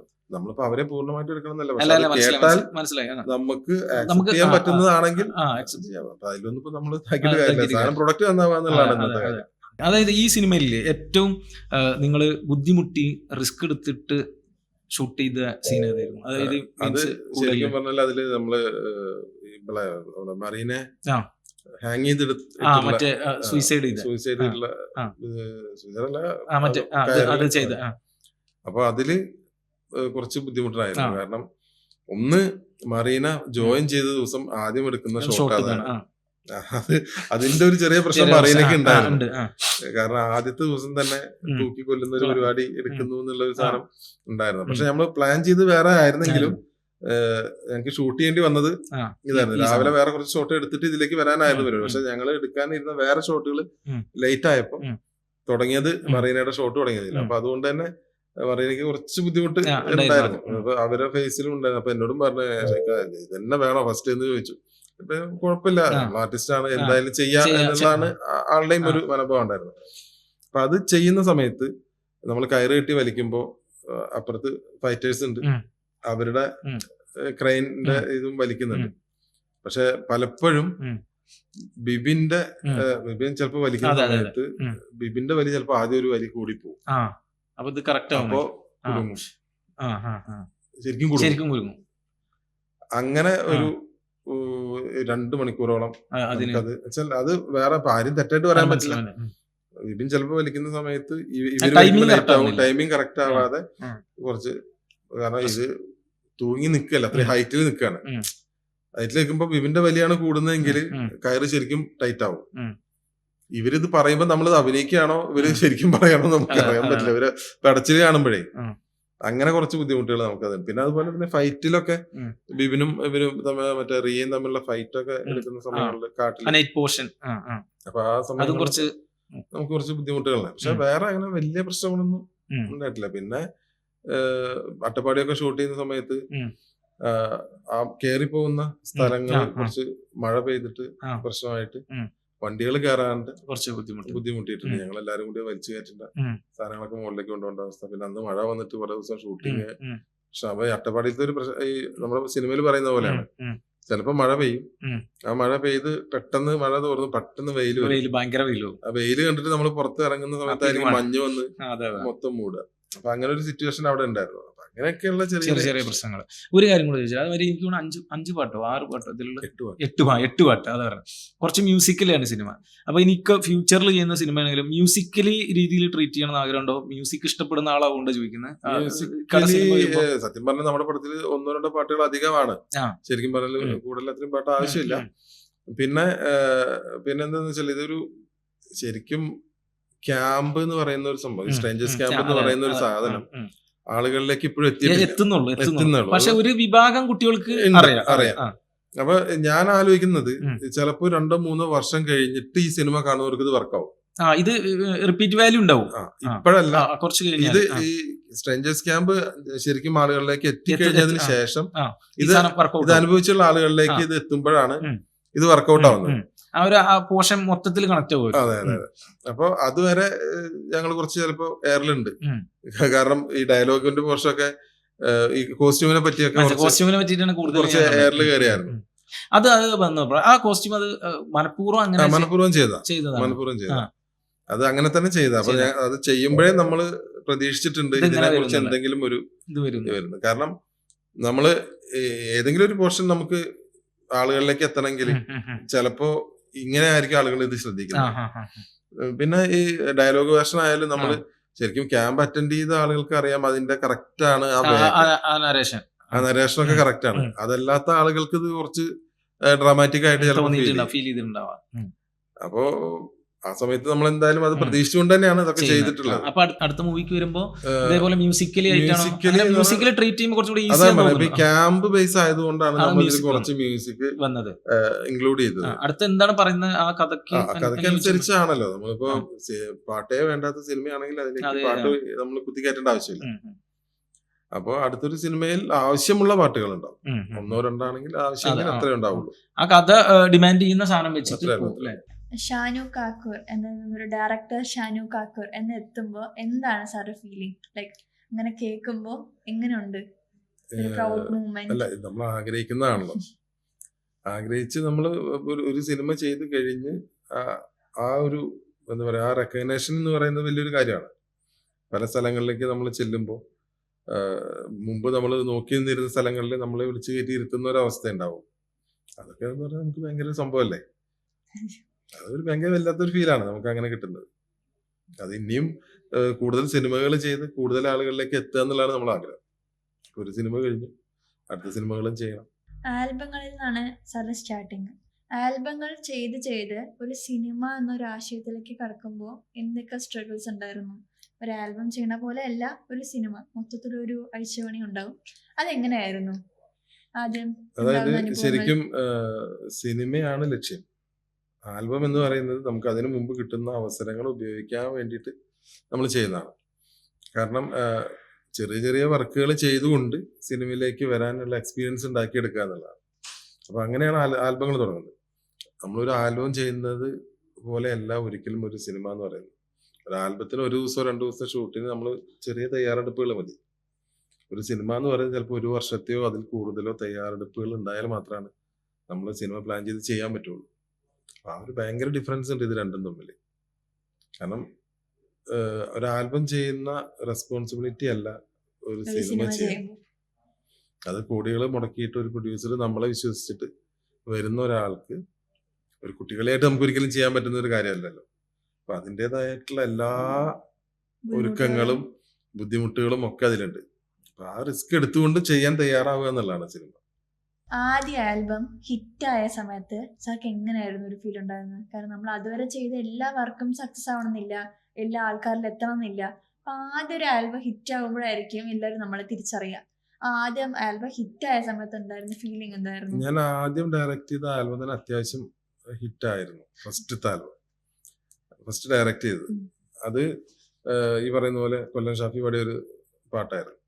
അപ്പൊ അന്ന് നമുക്ക് മൊബൈലുകളോ ഒന്നും ഇല്ല, യൂട്യൂബും അന്ന് വലിയ കാര്യമായിട്ട് നമ്മൾ അപ്ലോഡ് ചെയ്യുന്നില്ല, CD-യിലാണ് ഈ സോങ് വരുന്നത്. അപ്പോൾ ഇതിന്റെ റെസ്പോൺസ് അറിയുന്നത് എങ്ങനെയാന്ന് വെച്ചാൽ ഞങ്ങൾ അതിന്റെ ലാസ്റ്റിൽ അത് ഒരു നഷ്ടപ്രണയമായിരുന്നു അതിന്റെ ഇത് വിഷയം ഉണ്ടായിരുന്നു. അപ്പൊ അതില് നിങ്ങളുടെ അഭിപ്രായങ്ങൾ അറിയിക്കാൻ പറഞ്ഞിട്ട് ചുമ്മാ എന്റെ നമ്പർ വെച്ചിട്ട് അതിന്റെ ലാസ്റ്റിൽ കൊടുത്തിരുന്നു. എന്താണ് ഇതിനെ കുറിച്ചുള്ള അഭിപ്രായങ്ങൾ അറിയിക്കാന്ന് പറഞ്ഞ് ചുമ്മാ കൊടുത്താണ് അതിന്റെ വിഷ്വലിന്റെ ലാസ്റ്റിൽ. ആ സമയത്ത് വന്ന കോളുകളാണ് ഈ പറയുന്ന അപ്രിസിയേഷൻ എന്ന് പറയുന്നത്. ഒരുപാട് കോളുകൾ അന്ന് ഇത് കണ്ടിട്ട് വന്നിട്ടുണ്ട്. അങ്ങനെയാണ് ശരിക്കും പറഞ്ഞാൽ ഈ ആൽബം ആളുകളിലേക്ക് എത്തിയെന്ന് നമ്മൾ അറിയുന്നത്. കാരണം അന്ന് അത്രേ വഴിയുള്ളൂ. അല്ലെങ്കിൽ ഓഡിയോ മാത്രം പലയിടത്തും കടന്ന് കളിക്കുന്ന നമ്മൾ കേൾക്കും. വീഡിയോ കൂടി ആളുകളിലേക്ക് എത്തിയെന്ന് അറിയണമെങ്കിൽ അന്ന് ഇതുപോലുള്ള റെസ്പോൺസ് ഉണ്ടെങ്കിലേ പറ്റുള്ളൂ. അപ്പൊ അതുകൊണ്ട് തന്നെ ആദ്യം ചെയ്ത വർക്ക് ആളുകളിലേക്ക് എത്തി എന്നുള്ളത് എനിക്ക് ഭയങ്കര വെച്ചാൽ ഒരാള് ഫ്ലൈറ്റിൽ കയറി ഇരുന്നുകൊണ്ട് എന്നെ വിളിച്ചിട്ടുണ്ട്. പുള്ളി ദുബായിക്ക് വരികയാണ്. അപ്പൊ അവിടെ ഇരുന്നിട്ട് കണ്ടിട്ട് വീട്ടിൽ നിന്ന് കണ്ടിട്ട് ഈ നമ്പർ എഴുതി വെച്ചിട്ട് പുള്ളി ഫ്ലൈറ്റിൽ കയറുന്നതിന് മുമ്പ് എന്നെ വിളിച്ചിട്ട് ഞാൻ ഫ്ലൈറ്റിലാണ് ഇങ്ങനെ ഒരു വിഷ്വല് കണ്ടു, നന്നായിട്ടുണ്ടെന്ന് പറഞ്ഞിട്ട് വിളിച്ചിട്ടുണ്ട്. അപ്രിസിയേഷൻസ് ആണ് പിന്നീടുള്ള ഓരോ തുടക്കത്തിന്റെയും. തീർച്ചയായിട്ടും നമുക്ക് പ്രോത്സാഹനങ്ങളില്ലെങ്കിൽ നമുക്ക് എവിടെയും എത്താൻ പറ്റില്ല. ആളുകൾ കാണുക എന്നുള്ളത് മാത്രമല്ല, കണ്ട് നല്ലതാണെങ്കിൽ നമ്മളോടത് പറഞ്ഞാലാണ് നമുക്ക് അടുത്ത് ചെയ്യാനുള്ള ഒരു ഇതുണ്ടാവുള്ളൂ. ആ അപ്രിസിയേഷൻസ് ആണ് എപ്പോഴും ഒരാളെ വളർത്തുന്നത്. സാറുടെ കരിയറില് ഇനി ഒരു ബിഗ് ബഡ്ജറ്റില് ഒരു സൂപ്പർ സ്റ്റാറിനെ വെച്ച് ഒരു സിനിമ ചെയ്യാന്നുണ്ടെങ്കിൽ ആരായിരിക്കും അതിലൊരു നായിക അല്ലെങ്കിൽ നായകൻ? സൂപ്പർ സ്റ്റാറിനെ വെച്ച് ചെയ്യണോ? പറഞ്ഞോളൂ, ആഗ്രഹത്തിന്. നമുക്കൊരു ആഗ്രഹം ഉണ്ടാവുമല്ലോ. അല്ല, ആഗ്രഹം എന്ന് പറയുമ്പോൾ അതിപ്പോ പറയേണ്ട, ഇപ്പൊ അങ്ങനെ ആഗ്രഹിച്ച് പറയേണ്ടതല്ലേ. ഇപ്പൊ കഴിഞ്ഞ ദിവസം ഞങ്ങള് മമ്മൂക്കാടുത്ത് കഥ പറയാൻ വേണ്ടി പോയി. എപ്പോഴും വർക്കൗട്ട് ആയ ഇഷ്ടപ്പെട്ട ചേട്ടപ്പെട്ടതിന് ഗുണമില്ലേ സാധനം. അപ്പൊ പോയി. അപ്പൊ ഞങ്ങള് അതിന് വേണ്ടപ്പെട്ട ഒരാളെ തന്നെ കണ്ട് ഒരു സബ്ജക്റ്റുമായിട്ട് പോയി സംസാരിച്ചപ്പോ എന്താന്ന് വെച്ചാൽ നമുക്ക് ഓൾറെഡി ബിസിയാണ്, അടുത്ത കുറെ മാസങ്ങൾ ബിസിയാണ്. ഇവരുടെ പ്രശ്നം അതാണല്ലേ, ബിസിയാണ്. അപ്പോ നമ്മള് അതിനു വേണ്ടി കുറെ ദിവസങ്ങൾ വെയിറ്റ് ചെയ്യണം. അപ്പൊ അത് കഴിഞ്ഞ് അപ്പൊ കഥ കേട്ട് അപ്പൊ ഇപ്പൊ ഒരു കഥ കേൾക്കാനുള്ള മാനസികാവസ്ഥ പോലും ഇല്ല മമ്മൂക്കാനെ സംബന്ധിച്ച്. ഇപ്പൊ കണ്ണൂർ സ്ക്വാഡ് 2 ഒക്കെ സ്റ്റാർട്ട് ചെയ്യാൻ നിൽക്കുകയാണ്. അപ്പൊ അവര് ആ ഇതുമായിട്ട് ബിസി ആയിട്ട് നിൽക്കുന്ന സമയം. അങ്ങനെ മനസ്സിൽ പെട്ടെന്ന് മമ്മൂക്ക വേണമെന്ന് തോന്നിയത് കൊണ്ടാണ് ആ സബ്ജക്ട് പറയാനായിട്ട് മമ്മൂക്ക അടുത്ത് പോയത്. അപ്പൊ ഇത് തന്നെയാണ് അതിന്റെ ഉത്തരം എന്ന് പറയുന്നത്. അല്ല, അങ്ങനെയല്ല, നമുക്ക് വരുന്ന സ്ക്രിപ്റ്റ് അത് മമ്മൂക്കാക്ക് ചെയ്യാൻ പറ്റുന്നതാണെങ്കിൽ മമ്മൂക്ക അടുത്ത് പറയണമെന്ന് ആഗ്രഹിക്കും. ലാലേട്ടന് ചെയ്യാൻ പറ്റുന്നതാണെങ്കിൽ അങ്ങനെ സ്ക്രിപ്റ്റ് കിട്ടുമ്പോൾ നമ്മുടെ മനസ്സിൽ ഒരു ക്യാരക്ടർ ആര് ചെയ്താൽ നന്നാവും എന്നുള്ളത് നമുക്കും കൂടി തോന്നുമ്പോഴാണ് നമ്മൾ അവരോട് ആഗ്രഹിക്കുന്നത്. അതിപ്പോ ചിലപ്പോ ഇനിയിപ്പോ തമിഴില് ഒരാളെ വെച്ചാൽ ചെയ്യണം എന്ന് എനിക്ക് ആഗ്രഹം തോന്നി അവിടെ അല്ലേ പോയി പറയാൻ പറ്റുള്ളൂ. ഓൾറെഡി ഇപ്പൊ ചെയ്യാൻ നിന്നിരുന്ന സിനിമ എന്ന് പറഞ്ഞാൽ ഇക്ക എഴുതിയ തന്നെയാണ്. അല്ല വേറെ സ്ക്രിപ്റ്റ് റൈറ്റർ ആയിട്ടാണ്. അല്ല ഇക്ക എഴുത്ത് ശ്രമിക്കുന്നുണ്ടോ? അല്ലെങ്കിൽ എഴുതിയിട്ടുണ്ട്. ഞങ്ങള് 1-2 സിനിമകളൊക്കെ എഴുതിയിട്ടുണ്ട്. ഞങ്ങള് സുഹൃത്തുക്കൾ കൂടി എഴുതിയ 2-3 സിനിമകളൊക്കെ ഉണ്ട്. പക്ഷെ എനിക്ക് തോന്നുന്നു ആ സിനിമകള് ഇപ്പോഴത്തെ ഒരു കാലഘട്ടത്തിലേക്ക് അത്രമാത്രം ഒരു ആപ്റ്റ് അല്ല ആ സ്ക്രിപ്റ്റുകൾ. അത് കുറച്ചുകൂടി ഒരു 5-6 വർഷം മുമ്പ് വരെയൊക്കെ ഓക്കെ ആയിരുന്നിരിക്കാം. ഓക്കെ. ഇത് പറഞ്ഞുകൊണ്ട് കൂടിയിട്ട് ഒരു കാര്യം ചോദിക്കുന്നത്, ഇതേപോലെ തന്നെ ഈ മേക്കിംഗ് സ്റ്റൈലിലും എന്താ പറയാ ഇങ്ങനെ മാറി വരുന്നുണ്ടോ? അതെങ്ങനെ നോക്കുന്നത്? അത് എങ്ങനെ നോക്കി കാണുന്നത്? എല്ലാ ട്രീറ്റ്മെന്റ് ഒരു സ്ക്രിപ്റ്റ് ഡിമാൻഡ് ചെയ്യുന്ന അതേ ട്രീറ്റ്മെന്റ് ഇപ്പൊ ചെയ്യുന്ന ട്രീറ്റ്മെന്റ് തന്നെ ഇപ്പൊ ഒരു പടത്തിന് ഒരു രീതിയിൽ ട്രീറ്റ് ചെയ്തു. അതേ ട്രീറ്റ്മെന്റ് ഏകദേശം കഥ മാറിയാലും അതേ ജോണറിലുള്ളതാണെങ്കിൽ ഒരു 5 വർഷം കഴിഞ്ഞാലും ഇതേ രീതിയിൽ ട്രീറ്റ് ചെയ്യാൻ പറ്റുമെന്നാണോ വിശ്വാസം? അതെങ്ങനെയാണ് ഇന്നത്തെ ഒരു അവസ്ഥ പറയാം. ഇന്നത്തെ അവസ്ഥ ലാഗ് ചെയ്യാതെ പോവാന്നുള്ളതാണ്. സ്ക്രിപ്റ്റ് ഒരിക്കലും ലാഗ് അടിക്കാതെ പോവാന്നുള്ളതാണ്. ഒരു നമ്മൾ പറയുന്ന ഒരു കാര്യമാണ്. സിനിമ തിയേറ്ററിൽ നമ്മൾ ഏറ്റവും ബാക്കിൽ ഇരിക്കുമ്പോൾ ഒരു 10 മൊബൈലിൽ വെളിച്ചം കണ്ടാൽ അവിടെ സിനിമ ലാഗ് ചെയ്തു എന്നുള്ളതാണ് ഇപ്പൊ നമുക്ക് മനസ്സിലാവുന്നത്. കാരണം ലാഗ് ചെയ്ത് തുടങ്ങിയ ആളുകൾ മൊബൈൽ എടുത്ത് നോക്കുന്ന അവസ്ഥയിലേക്ക് വന്നു. സ്റ്റാർട്ട് ചെയ്ത അതിനുള്ള അറ്റൻഷൻ പോകരുത് സ്ക്രീൻ. അതാണ് ആ രീതിയിലേക്ക് മാറി ആളുകളുടെ കാഴ്ചപ്പാട്. ഈ ഷോർട്സും റീൽസും കണ്ടിട്ട് ഏറ്റവും ചുരുങ്ങിയ സമയം കൊണ്ട് ഒരു കണ്ടന്റ് കാണുന്ന മൈൻഡ് സെറ്റ് അങ്ങനെ ആയിപ്പോയി. അപ്പൊ ആ ഒരു താളത്തിലാണ് ഇപ്പൊ ഇങ്ങനെ ഓടിക്കൊണ്ടിരിക്കുന്നത്. അത് പറഞ്ഞത് കറക്റ്റ് ആണ്. കാരണം നമ്മളില്ലേ ആദ്യം വീഡിയോയുടെ ഹൈലൈറ്റ്സ് സ്റ്റാർട്ട് ചെയ്യുന്ന 5 മിനിറ്റ് ആയിരുന്നു, അത് 2 മിനിറ്റ് ആയി, 50 സെക്കൻഡ് ആയി, ഇപ്പൊ ലാസ്റ്റ് 20 സെക്കൻഡ് ഒക്കെ എത്തി. 20 സെക്കൻഡിനുള്ളിൽ ആ സാധനം മൊത്തം ചെയ്തു കൊടുക്കണം. അതിന്റെ അപ്പുറത്തേക്ക് കണ്ടിരിക്കാൻ ആൾക്കാർക്ക് ഇല്ല. ഇപ്പൊ നമ്മൾ ഈ ഒരു 1 മിനിറ്റ് ഒരു സാധനം ഒരു കണ്ടന്റ് നമ്മൾ ക്രിയേറ്റ് ചെയ്തിട്ടിട്ട് അവിടെ എവിടെയെങ്കിലും ഒന്ന് ലാഗ് വന്നാൽ ആ 1 മിനിറ്റ് പോലും സ്കിപ്പ് ചെയ്യും, അടുത്തയിലേക്ക് പോകും. അതിന്റെ ക്ലൈമാക്സ് എന്താണെന്ന് അറിയണ്ട. നേരെ മറിച്ച് അത് ഇൻട്രസ്റ്റിംഗ് ആണ്. സെക്കൻഡ്സിൽ ഇങ്ങനെ പോയിക്കൊണ്ടിരിക്കണാണെങ്കിൽ കണ്ടോണ്ടിരിക്കും. 1 മിനിറ്റ് ആയാലും 2 മിനിറ്റ് ആയാലും ചിലപ്പോ അത് കാണും. പക്ഷെ ആ ഒരു 10 സെക്കൻഡ് കഴിഞ്ഞിട്ട് അടുത്തൊരു 4 സെക്കൻഡ് ലാഗ് വന്നാൽ അപ്പൊ മുകളിലേക്ക് തട്ടി അടുത്ത് കാണും. ഇതാണ് ഇന്നത്തെ ഒരു ഇതെന്ന് പറഞ്ഞത്. അപ്പൊ അതനുസരിച്ച് സ്ക്രിപ്റ്റും നമ്മൾ ചെയ്താലേ പിടിച്ചെടുക്കാൻ പറ്റും. ഒരു കാര്യം കൂടെ, അപ്പൊ ഇക്കക്ക് ഇങ്ങനെ ഡയറക്ടർ ആവുകൊണ്ട് ഒരുപാട് ആള് സ്ക്രിപ്റ്റ് ചെയ്ത് വരുന്നുണ്ടാവും. എനിക്ക് തോന്നുന്നു ഒരുപാട് ഞാൻ പറയാൻ കാരണം എൻ്റെ ഒരു ഫ്രണ്ട് ഉണ്ട്, ആളുടെ കയ്യിൽ ഒരു 4-5 സ്ക്രിപ്റ്റ് ഉണ്ട്. കുറെ ആയിട്ട് ഓരോ ഡയറക്ടറിന്റെ കൂടെ നടക്കുന്നത്, ഇതുവരെ വർക്കൗട്ട് ആയിട്ടില്ല. അപ്പൊ ഒരുപാട് ആള് സ്ക്രിപ്റ്റ് കയ്യിലുള്ള ആളുകളുണ്ട്. അതിൽ ഒരു സ്ക്രിപ്റ്റിലും വർക്കൗട്ട് ആയാലാണ് പിന്നെ അവർക്ക് എല്ലാവരുടെ ചെല്ലാൻ പറ്റുക. അപ്പോൾ എന്റെ ക്വസ്റ്റ്യൻ ഇതാണ്, ഇക്ക എങ്ങനത്തെ തരം സ്ക്രിപ്റ്റ് ആണ് കേൾക്കുന്നത്, എങ്ങനെയാണ് ഇത് പിക്ക് ചെയ്യുന്നത്, ഇത് ചെയ്യാന്നുള്ള തീരുമാനമാവുന്നത്? എന്നിട്ടല്ലേ ആർട്ടിസ്റ്റിന്റെ അടുത്ത് പോകുള്ളൂ. അത് ഇക്കൊക്കെ ഒരു തീരുമാനത്തിൽ അതെങ്ങനെ അതിന്റെ ക്രൈറ്റീരിയ എങ്ങനെ വെച്ചിട്ടുള്ളത്? ഇല്ല, അങ്ങനെ ക്രൈറ്റീരിയ ഒന്നും വെച്ചിട്ടില്ല. നല്ല സിനിമ ചെയ്യാന്നുള്ളതാണ്. അത് ചിലപ്പോ ഫാമിലി ആയിരിക്കാം. പക്ഷെ ആ ഫാമിലി മൂവി ആ ഒരു ഇതിൽ നമ്മൾ ജോണറിൽ ചെയ്യുകയാണെങ്കിൽ അതും ഈ പറയുന്നത് പോലെ പഴയ പോലെ നമ്മൾ ഒരു ഡയലോഗ് കഴിഞ്ഞ് അടുത്ത ഡയലോഗിലേക്ക് വരുമ്പോ അല്ലെങ്കിൽ ഒരു സീൻ കഴിഞ്ഞ് അടുത്ത സീനിലേക്ക് മാറുമ്പോഴുള്ള ലാഗ് ഇല്ലാതെ സ്ക്രിപ്റ്റ് ചെയ്തെങ്കിൽ മാത്രമേ അതും നിൽക്കുള്ളൂ. അപ്പൊ ഇന്നിപ്പോ ഞാൻ ഏറ്റവും കൂടുതൽ നോക്കുന്നത് നല്ല സബ്ജക്ട് വന്നാൽ ആ സ്ക്രിപ്റ്റിലേക്ക് അതെങ്ങനെ ഇംപ്ലിമെന്റ് ചെയ്ത് ഇന്നത്തെ ഒരു ഇതിലേക്ക് നമുക്ക് ആ ഒരു സ്പീഡ് മെയിൻറ്റെയിൻ ചെയ്ത് പോകുന്ന കിട്ടണം. അതുണ്ടെങ്കിൽ മാത്രം. ഓഫ് കോഴ്സ് ഇക്കാൻ എക്സൈറ്റഡ് ആക്കുന്ന സ്ക്രിപ്റ്റ് ആണ്. നമുക്കിപ്പോ കാണുന്ന ചിലപ്പോ ഏതാണ് എക്സൈറ്റഡ് ആക്കുന്നത് നമുക്ക് പറയാൻ പറ്റില്ല. ചിലപ്പോ ത്രില്ലർ ആയിരിക്കാം, ചിലപ്പോ കോമഡി ആയിരിക്കാം. ഇപ്പൊ ഞാൻ പറഞ്ഞില്ല, ഇപ്പൊ നേരത്തെ വിപിൻ പറഞ്ഞ ഒരു കോമഡി എന്ന് പറയുന്നത് പെട്ടെന്ന് നമുക്ക് ആർക്ക് കേട്ടാലും വർക്കാവുന്ന ഒരു സാധനം. അത്രയും ത്രൂ ഔട്ടാണ്. ഒരു സെക്കൻഡ് വെച്ച് കോമഡികൾ ഇങ്ങനെ വന്നുകൊണ്ടിരിക്കുന്ന ഒരു സാധനം. ആക്ഷൻ കോമഡികളിലൂടെ തന്നെ പോയിക്കൊണ്ടിരിക്കുന്ന ഒരു സാധനമാണ്. ഒപ്പം തന്നെ ചെറിയ ചെറിയ കൗണ്ടറുകളും ഒക്കെ വന്നുകൊണ്ടിരിക്കുക. അപ്പൊ പക്ഷെ അത് ബഡ്ജറ്റ് വൈസ് കുറച്ച് ഓവർ ആയതുകൊണ്ടാണ് പിന്നെ അന്ന് അതിലേക്ക് പോകേണ്ടിരുന്നത്. അപ്പൊ അതുപോലെ തന്നെ നമുക്ക് കേൾക്കുമ്പോ അല്ലെങ്കിൽ വായിക്കുമ്പോ ഈ പറയുന്ന പോലെ കറക്റ്റ് വിധത്തിൽ പോയിക്കൊണ്ടിരിക്കുന്ന ഒരു സ്ക്രിപ്റ്റ് ആവണം എന്നുള്ളതാണ്. ഒരു കാര്യം കൂടെ ചോദിച്ചോട്ടെ, അതായത് ഇപ്പൊ നമ്മള് ഇനി സിനിമ ചെയ്യുകയാണെങ്കിലും എന്താ പറയാ ടെക്നിക്കൽ സൈഡ് വരുമ്പോ ഇപ്പൊ വർക്ക് ചെയ്ത ആളുകളായിട്ടാണ് കംഫർട്ട്, അല്ലെങ്കിൽ നമുക്ക് കുറച്ച് അങ്ങനെ ഉണ്ടോ കംഫർട്ട് സോൺ നോക്കിയിട്ട് ടാലൻസ് ഉണ്ട്. അപ്പൊ അതില് ഒരു കാര്യം കൂടി നമുക്ക് വെച്ചാല്, ഇപ്പൊ നമുക്ക് വേണ്ടി പൈസ മുടക്കാൻ വരുന്ന ഒരു പ്രൊഡ്യൂസർ ഇപ്പൊ ഒരു പടം വരുന്നു, ഇപ്പൊ പുള്ളി പറയാണ് എനിക്ക് ഇന്ന ടെക്നീഷ്യൻ എന്റെ ആളുണ്ട്, അത് വെച്ചേ പറ്റുള്ളൂ എന്ന് പറയും. അപ്പൊ ആ ടെക്നീഷ്യന് ഇന്ന ആളെന്നെ വേണമെന്ന് അവര് പറയുമ്പോ നമുക്കത് പറ്റില്ല എന്ന് വാശി പിടിക്കാൻ അത്രമാത്രം ഹൈറ്റിലേക്ക് നമ്മൾ ഇപ്പൊ എത്തിയിട്ടില്ല. നമുക്കൊരു സിനിമ അതെ കഴിഞ്ഞു, അതെ അതെ അടുത്തൊരു സിനിമ, 2-3 സിനിമകൾ കഴിഞ്ഞ് നമ്മളിതെല്ലാം പ്രൂവ് ചെയ്തതിന് ശേഷമാണ് പിന്നെ നമുക്ക് ടീം നമ്മുടെ ഉണ്ടാക്കാൻ സ്റ്റാൻഡ് പറ്റും. നിൽക്കാൻ നമുക്കൊരു ടീം ഉണ്ടാക്കി വർക്ക് ചെയ്യാൻ പറ്റുള്ളൂ. അപ്പൊ അതുവരെ ഉം. അവർക്ക് പ്രശ്നമില്ലെങ്കിൽ നമ്മുടെ ടീമിനെ തന്നെ കണ്ടിന്യൂ ചെയ്യാൻ ആ. പറ്റും. ഇനിയിപ്പോ അതല്ല, അവര് പറയാണ് ഉം. ഇന്ന ടെക്നീഷ്യൻസ് നമ്മുടെ ആൾക്കാരെ വെച്ച് മതി. ഉം. അപ്പൊ അവർക്ക് അതിൽ ചിലപ്പോ ഉം. ബഡ്ജറ്റ് കുറയ്ക്കാൻ പറ്റും, അല്ലെങ്കിൽ അവർക്ക് കമ്മിറ്റ്മെന്റ്സ് ഉണ്ടാവും. ഉം.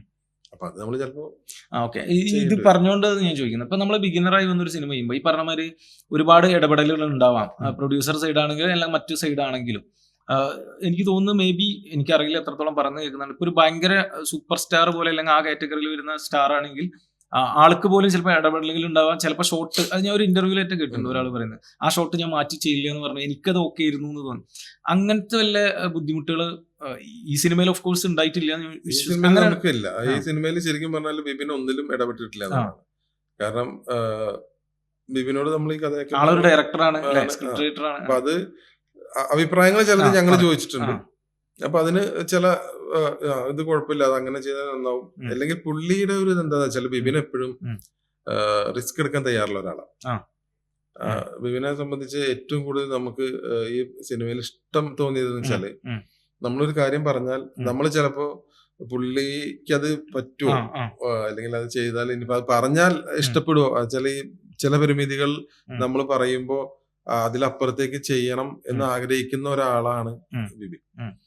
പുള്ളി ഇങ്ങോട്ട് വന്ന് ചോദിക്കും, ഇക്ക എന്താണ്, ഞാനത് അങ്ങനെ ചെയ്തോളാം, ഞാൻ ചെയ്തോളാം, നിങ്ങളത് പറയാതിരിക്കേണ്ട കാര്യമില്ല എന്ന് പറയും. അപ്പൊ ഇങ്ങോട്ട് വന്ന് ചോദിച്ചിട്ട് പല കാര്യങ്ങളും ചെയ്തിട്ടുണ്ട്.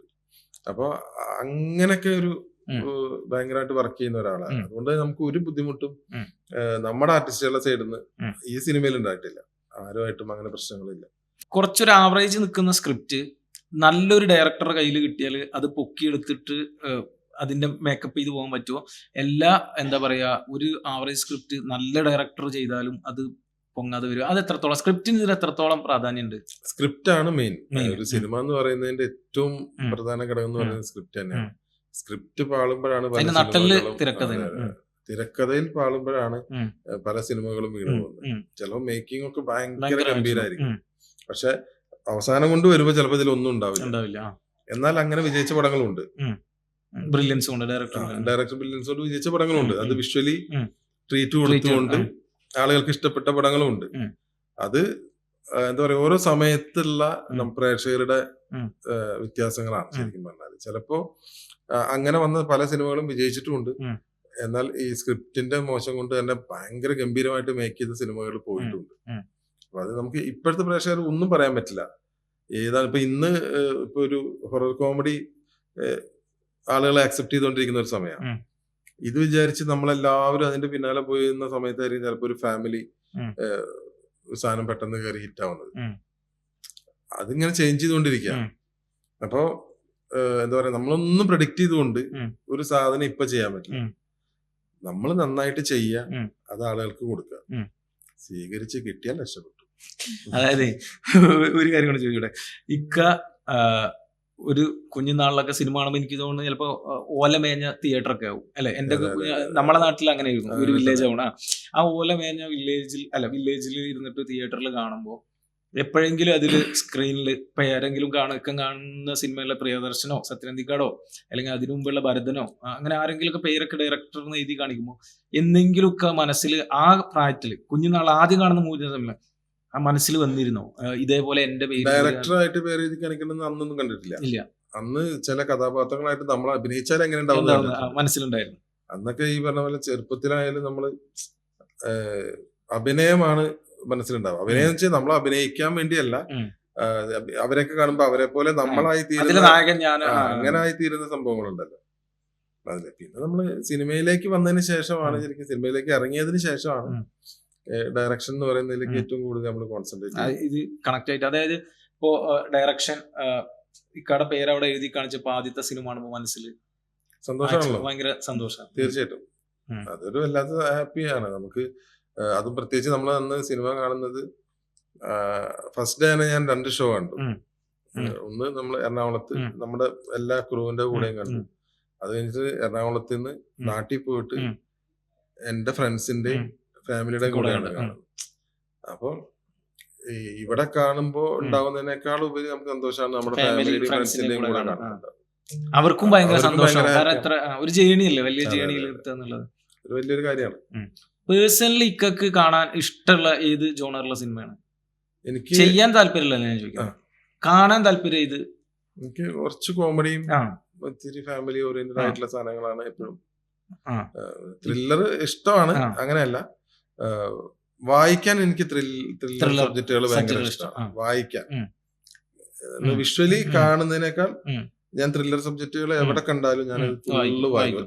ഇക്കക്ക് റീഡിങ്ങിന്റെ മീൻസ് റീഡിംഗ് ഉണ്ടോ, വായന ഉണ്ടോ പൊതുവെ? വായന ബുക്കുകളായിട്ടല്ല, ആ. ഇപ്പൊ നമ്മൾ ഏറ്റവും കൂടുതൽ വായിക്കുന്നത് നമ്മുടെ മൊബൈലിൽ ആ, മൊബൈൽ. തന്നെ. ആ അപ്പൊ ഞാൻ അതിൽ തന്നെ കാണുന്ന ആ. സബ്ജക്റ്റുകൾ ത്രില്ലർ ആണെങ്കിൽ ഉം. ഞാൻ ഒറ്റ ഇരിപ്പിന് ഇരുന്നിട്ട് ഉം. അത് മുഴുവൻ വായിക്കും. അല്ല, ഈ വായനാശീലം നമ്മൾ വിഷ്വൽ ക്രിയേറ്റ് ചെയ്യുന്നതിൽ കുറച്ച് നമുക്ക് ഉപയോഗം നമ്മളെ കുറച്ച് നല്ലതാണ്. better കാരണം ആക്കും. നമുക്ക് പല സാധനങ്ങളും ഇപ്പൊ വർക്ക് ചെയ്യുന്ന സമയത്ത് ഉം. വായിക്കുമ്പോ കിട്ടുന്ന കുറെ സാധനങ്ങളുണ്ട്. ഉം. ചില ഡയലോഗ് ഡെലിവറിയുടെ കാര്യങ്ങള്, ഉം. ചിലപ്പോ ഡയലോഗ് എങ്ങനെ പ്രസന്റ് ചെയ്യണം, ഉം. അല്ലെങ്കിൽ എഴുതുന്ന രീതികളൊക്കെ ഉണ്ടല്ലോ. ഉം. ഇതൊക്കെ നമുക്ക് വായിച്ചു പോകുമ്പോ കുറെ സാധനങ്ങൾ നമ്മുടെ മൈൻഡിലുണ്ടാവും. ഉം. അപ്പൊ നമുക്കത് ഉപകാരപ്പെടും. ഉം. ഇപ്പൊ വായിച്ചോളണം എന്നൊന്നും നിർബന്ധമൊന്നുമില്ല. ഉം. ഇപ്പൊ എല്ലാവരും ഇപ്പൊ അതെ. വായിച്ച് എപ്പോഴും വായിക്കുന്ന ആളുകളൊന്നും ആവില്ല. ഉം. എല്ലാം ഇപ്പൊ അങ്ങനെ എല്ലാ കാര്യങ്ങളും നമുക്ക് ഉപകാരപ്പെടുന്നതാണ്. ഉം. അതായത് നമ്മള് എങ്ങനെ അക്സെപ്റ്റ് ചെയ്യുന്നു എന്നുള്ളതാണ്. ഉം. ഇപ്പൊ നമ്മൾ വായിച്ചിട്ട് നമ്മൾ അതിനെ ഉം. ഇതിലേക്ക് കോൺട്രിബ്യൂട്ട് ചെയ്യാൻ നമുക്ക് റെഡി ആണെങ്കിലല്ലേ പറ്റുള്ളൂ. ഉം. ഒരു സാധനം നമുക്ക് അറിവുണ്ട്, അത് ഉം. നമുക്ക് ഇതിലേക്കും കൂടി കോൺട്രിബ്യൂട്ട് ചെയ്യാന്ന് നമ്മൾ വിചാരിച്ചാൽ അത് ഉം. നല്ലതാണ്. അതായത് ഇപ്പോൾ ഒരു സിനിമ ഡയറക്ടർ അല്ലെങ്കിൽ സിനിമ സ്ക്രിപ്റ്റ് റൈറ്റർ അല്ലെങ്കിൽ ഒരു സോങ്ങിന് ലിറിക്സ് എഴുതുന്ന ആളൊക്കെ എന്ന നിലയിൽ ഒരു സാമൂഹിക രാഷ്ട്രീയ ബോധം ഉള്ള ആവും അല്ലെങ്കിൽ ആവണം എന്ന് വിശ്വസിക്കുന്ന ആളാണ് ഞാൻ. ഇക്കക്ക് നമ്മളെ ചുറ്റും നടക്കുന്ന രാഷ്ട്രീയ സമകാലിക പ്രശ്നങ്ങളിൽ ഒക്കെ കണക്ട് ആവുന്ന രീതിയിൽ ഒരു സിനിമ വന്നാൽ, ഇപ്പൊ പല സിനിമ സെൻസർ ബോർഡ് വിഷയം അല്ലെങ്കിൽ ഒരു വിഭാഗം പൊളിറ്റിക്കൽ മനസ്സിലാവുന്നുണ്ടല്ലോ ഞാൻ ഉദ്ദേശിക്കുന്നത്, അങ്ങനത്തെ എതിർപ്പും കാര്യങ്ങളൊക്കെ ഉണ്ടാവും. അപ്പോൾ ഇപ്പോൾ റീസെന്റ് വന്ന കേരള സ്റ്റോറി 2-ലെ പേഴ്സണലി നമുക്ക് അംഗീകരിക്കാൻ പറ്റാത്ത രീതിയിൽ പോർട്രേറ്റ് ചെയ്ത് വരുന്ന രാഷ്ട്രീയം കുത്തിക്കയറ്റുന്ന സിനിമകളൊക്കെ ഉണ്ട്. അതല്ലാതെ നല്ല രാഷ്ട്രീയം പറയുന്ന സിനിമകൾ, അങ്ങനത്തെ സ്ക്രിപ്റ്റുകൾ വന്നാൽ ചെയ്യാൻ ധൈര്യപ്പെടുവോ? അല്ലെങ്കിൽ ഇന്നത്തെ അവസ്ഥയിൽ ഒരു കൂട്ടം വലതുപക്ഷ രാഷ്ട്രീയ എതിർപ്പുകൾ ഉണ്ടാവും എന്നുള്ള മുൻധാരണയിൽ അങ്ങനത്തെ സിനിമ ചെയ്യാതിരിക്കും? കാരണം ഇത് പറയേണ്ട ആവശ്യകത ഉണ്ട് എവിടെയും ഒരു രാഷ്ട്രീയ അനുഭാവിയായിട്ട് നിൽക്കുന്ന ഒരാളല്ല. നമുക്ക് രാഷ്ട്രീയം രാഷ്ട്രീയമുണ്ടെങ്കിൽ കക്ഷി രാഷ്ട്രീയത്തിന് ഇതേനല്ല. നമ്മളിപ്പോ അതിനു വേണ്ടി മാത്രം അടിമപ്പെട്ട് ജീവിക്കുന്ന ഒരാളല്ല. എന്നാൽ നമ്മുടെ മനസ്സിൽ രാഷ്ട്രീയമുണ്ട്. അപ്പൊ ഈ പറയുന്ന പോലെ ഒരു സിനിമ വന്നാൽ അത് എന്താണ്, നമ്മൾ പറയുന്നതും കൂടി സത്യമായിരിക്കണം. നമ്മൾ പറയുന്ന രാഷ്ട്രീയത്തിൽ സത്യം ഉണ്ടെങ്കിൽ നമ്മൾ പറയുന്ന വിഷയം സത്യമായിരിക്കണം.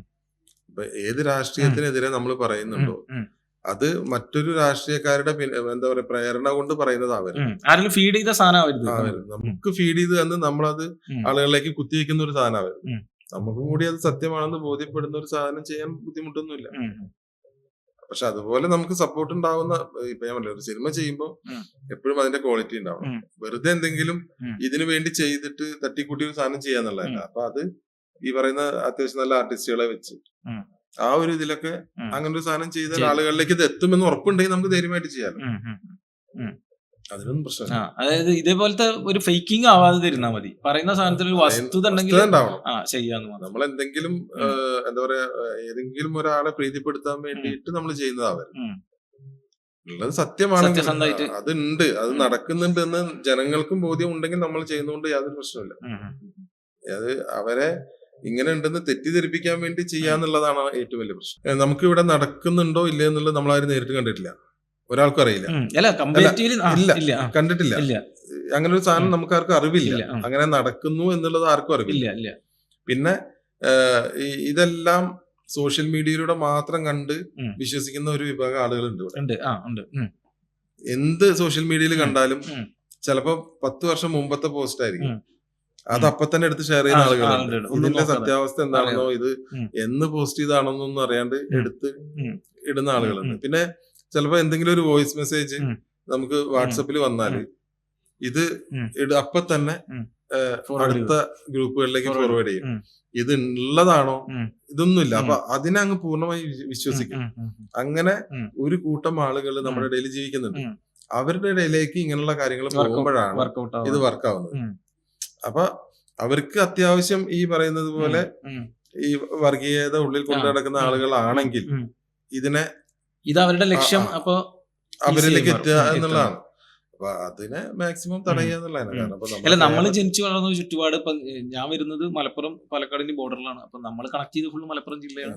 അല്ലെങ്കിൽ ഞങ്ങളുടെ ചുറ്റുവട്ടത്തോ അല്ലെങ്കിൽ ഞങ്ങൾ കാണുന്ന സ്ഥലങ്ങളിലോ അല്ലെങ്കിൽ നമ്മൾ ഇവിടെയാലും നമ്മളിതൊന്നും ഇതുവരെ നമുക്ക് ഫേസ് ചെയ്യാത്തൊരു സാധനമാണ്. അപ്പൊ നമുക്ക് പറയുമ്പോൾ അതാണ് ഞാൻ ഇതിൽ പറയേണ്ടത്. നിങ്ങളിപ്പോ സജീർക്ക് പറയുമ്പോൾ നമുക്കൊരു പേഴ്സണലി വിഷമം ഉണ്ടാക്കുന്ന കാര്യമാണ്. നമ്മൾ വെറുതെ ഒരു മനസ്സമാധാനമായി കഴിയുന്നിടത്ത് പോയിട്ട് ഇതാക്കിയല്ല. ആ, അല്ല, ഇവിടെ അങ്ങനത്തെ രാഷ്ട്രീയത്തോട് നമുക്ക് നമ്മുടെ നാട്ടിൽ അങ്ങനെയൊന്നും അല്ലല്ലോ ഇത് കാണുന്നത്. ജീവിച്ചുകൊണ്ടിരിക്കുന്നത്. അതെ.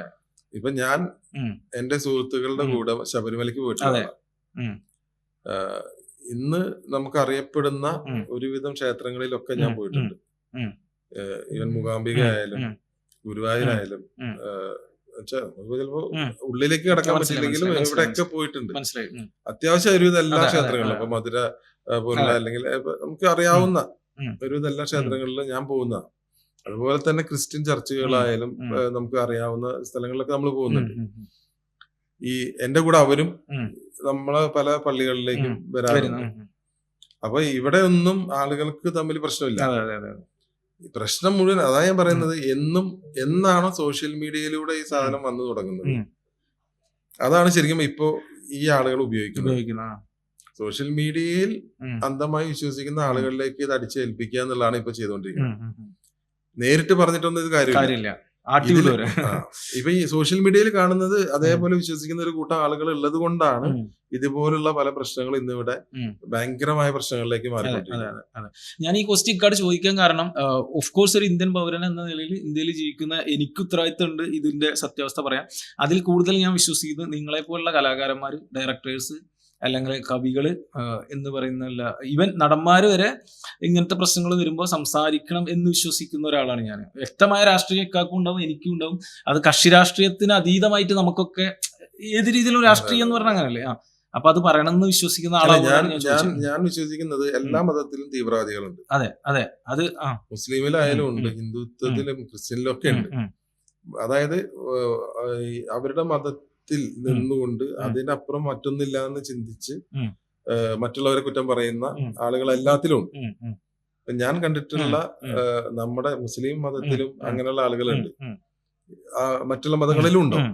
അപ്പോ അതുകൊണ്ട് എനിക്ക് ഉറപ്പിച്ച് പറയാൻ പറ്റുന്നതാണ്, മുസ്ലിം മതത്തിൽ അങ്ങനെയുള്ള ആളുകൾ ഉണ്ട് എന്ന് എനിക്ക് ഉറപ്പുണ്ട്. ആ ആളുകളെ ഒരിക്കലും ഞാൻ സപ്പോർട്ട് ചെയ്യില്ല. അല്ല, നമ്മളെല്ലാ തീവ്രവാദ അല്ലെങ്കിൽ ഇതേ വർഗീയത പറയുന്നവരെ മാറ്റി നിർത്തുക. അതാ പറഞ്ഞത്. ഇതിപ്പോ ഞാൻ ജനിച്ചു വളർന്ന മതമാണ് എന്ന് പറഞ്ഞിട്ട് നമ്മളിപ്പോ മുസ്ലിം മതത്തിൽ ഒരു തീവ്രവാദി ഉണ്ടെങ്കിൽ അയാളെ സപ്പോർട്ട് ചെയ്യാന്നുള്ളതാണ്.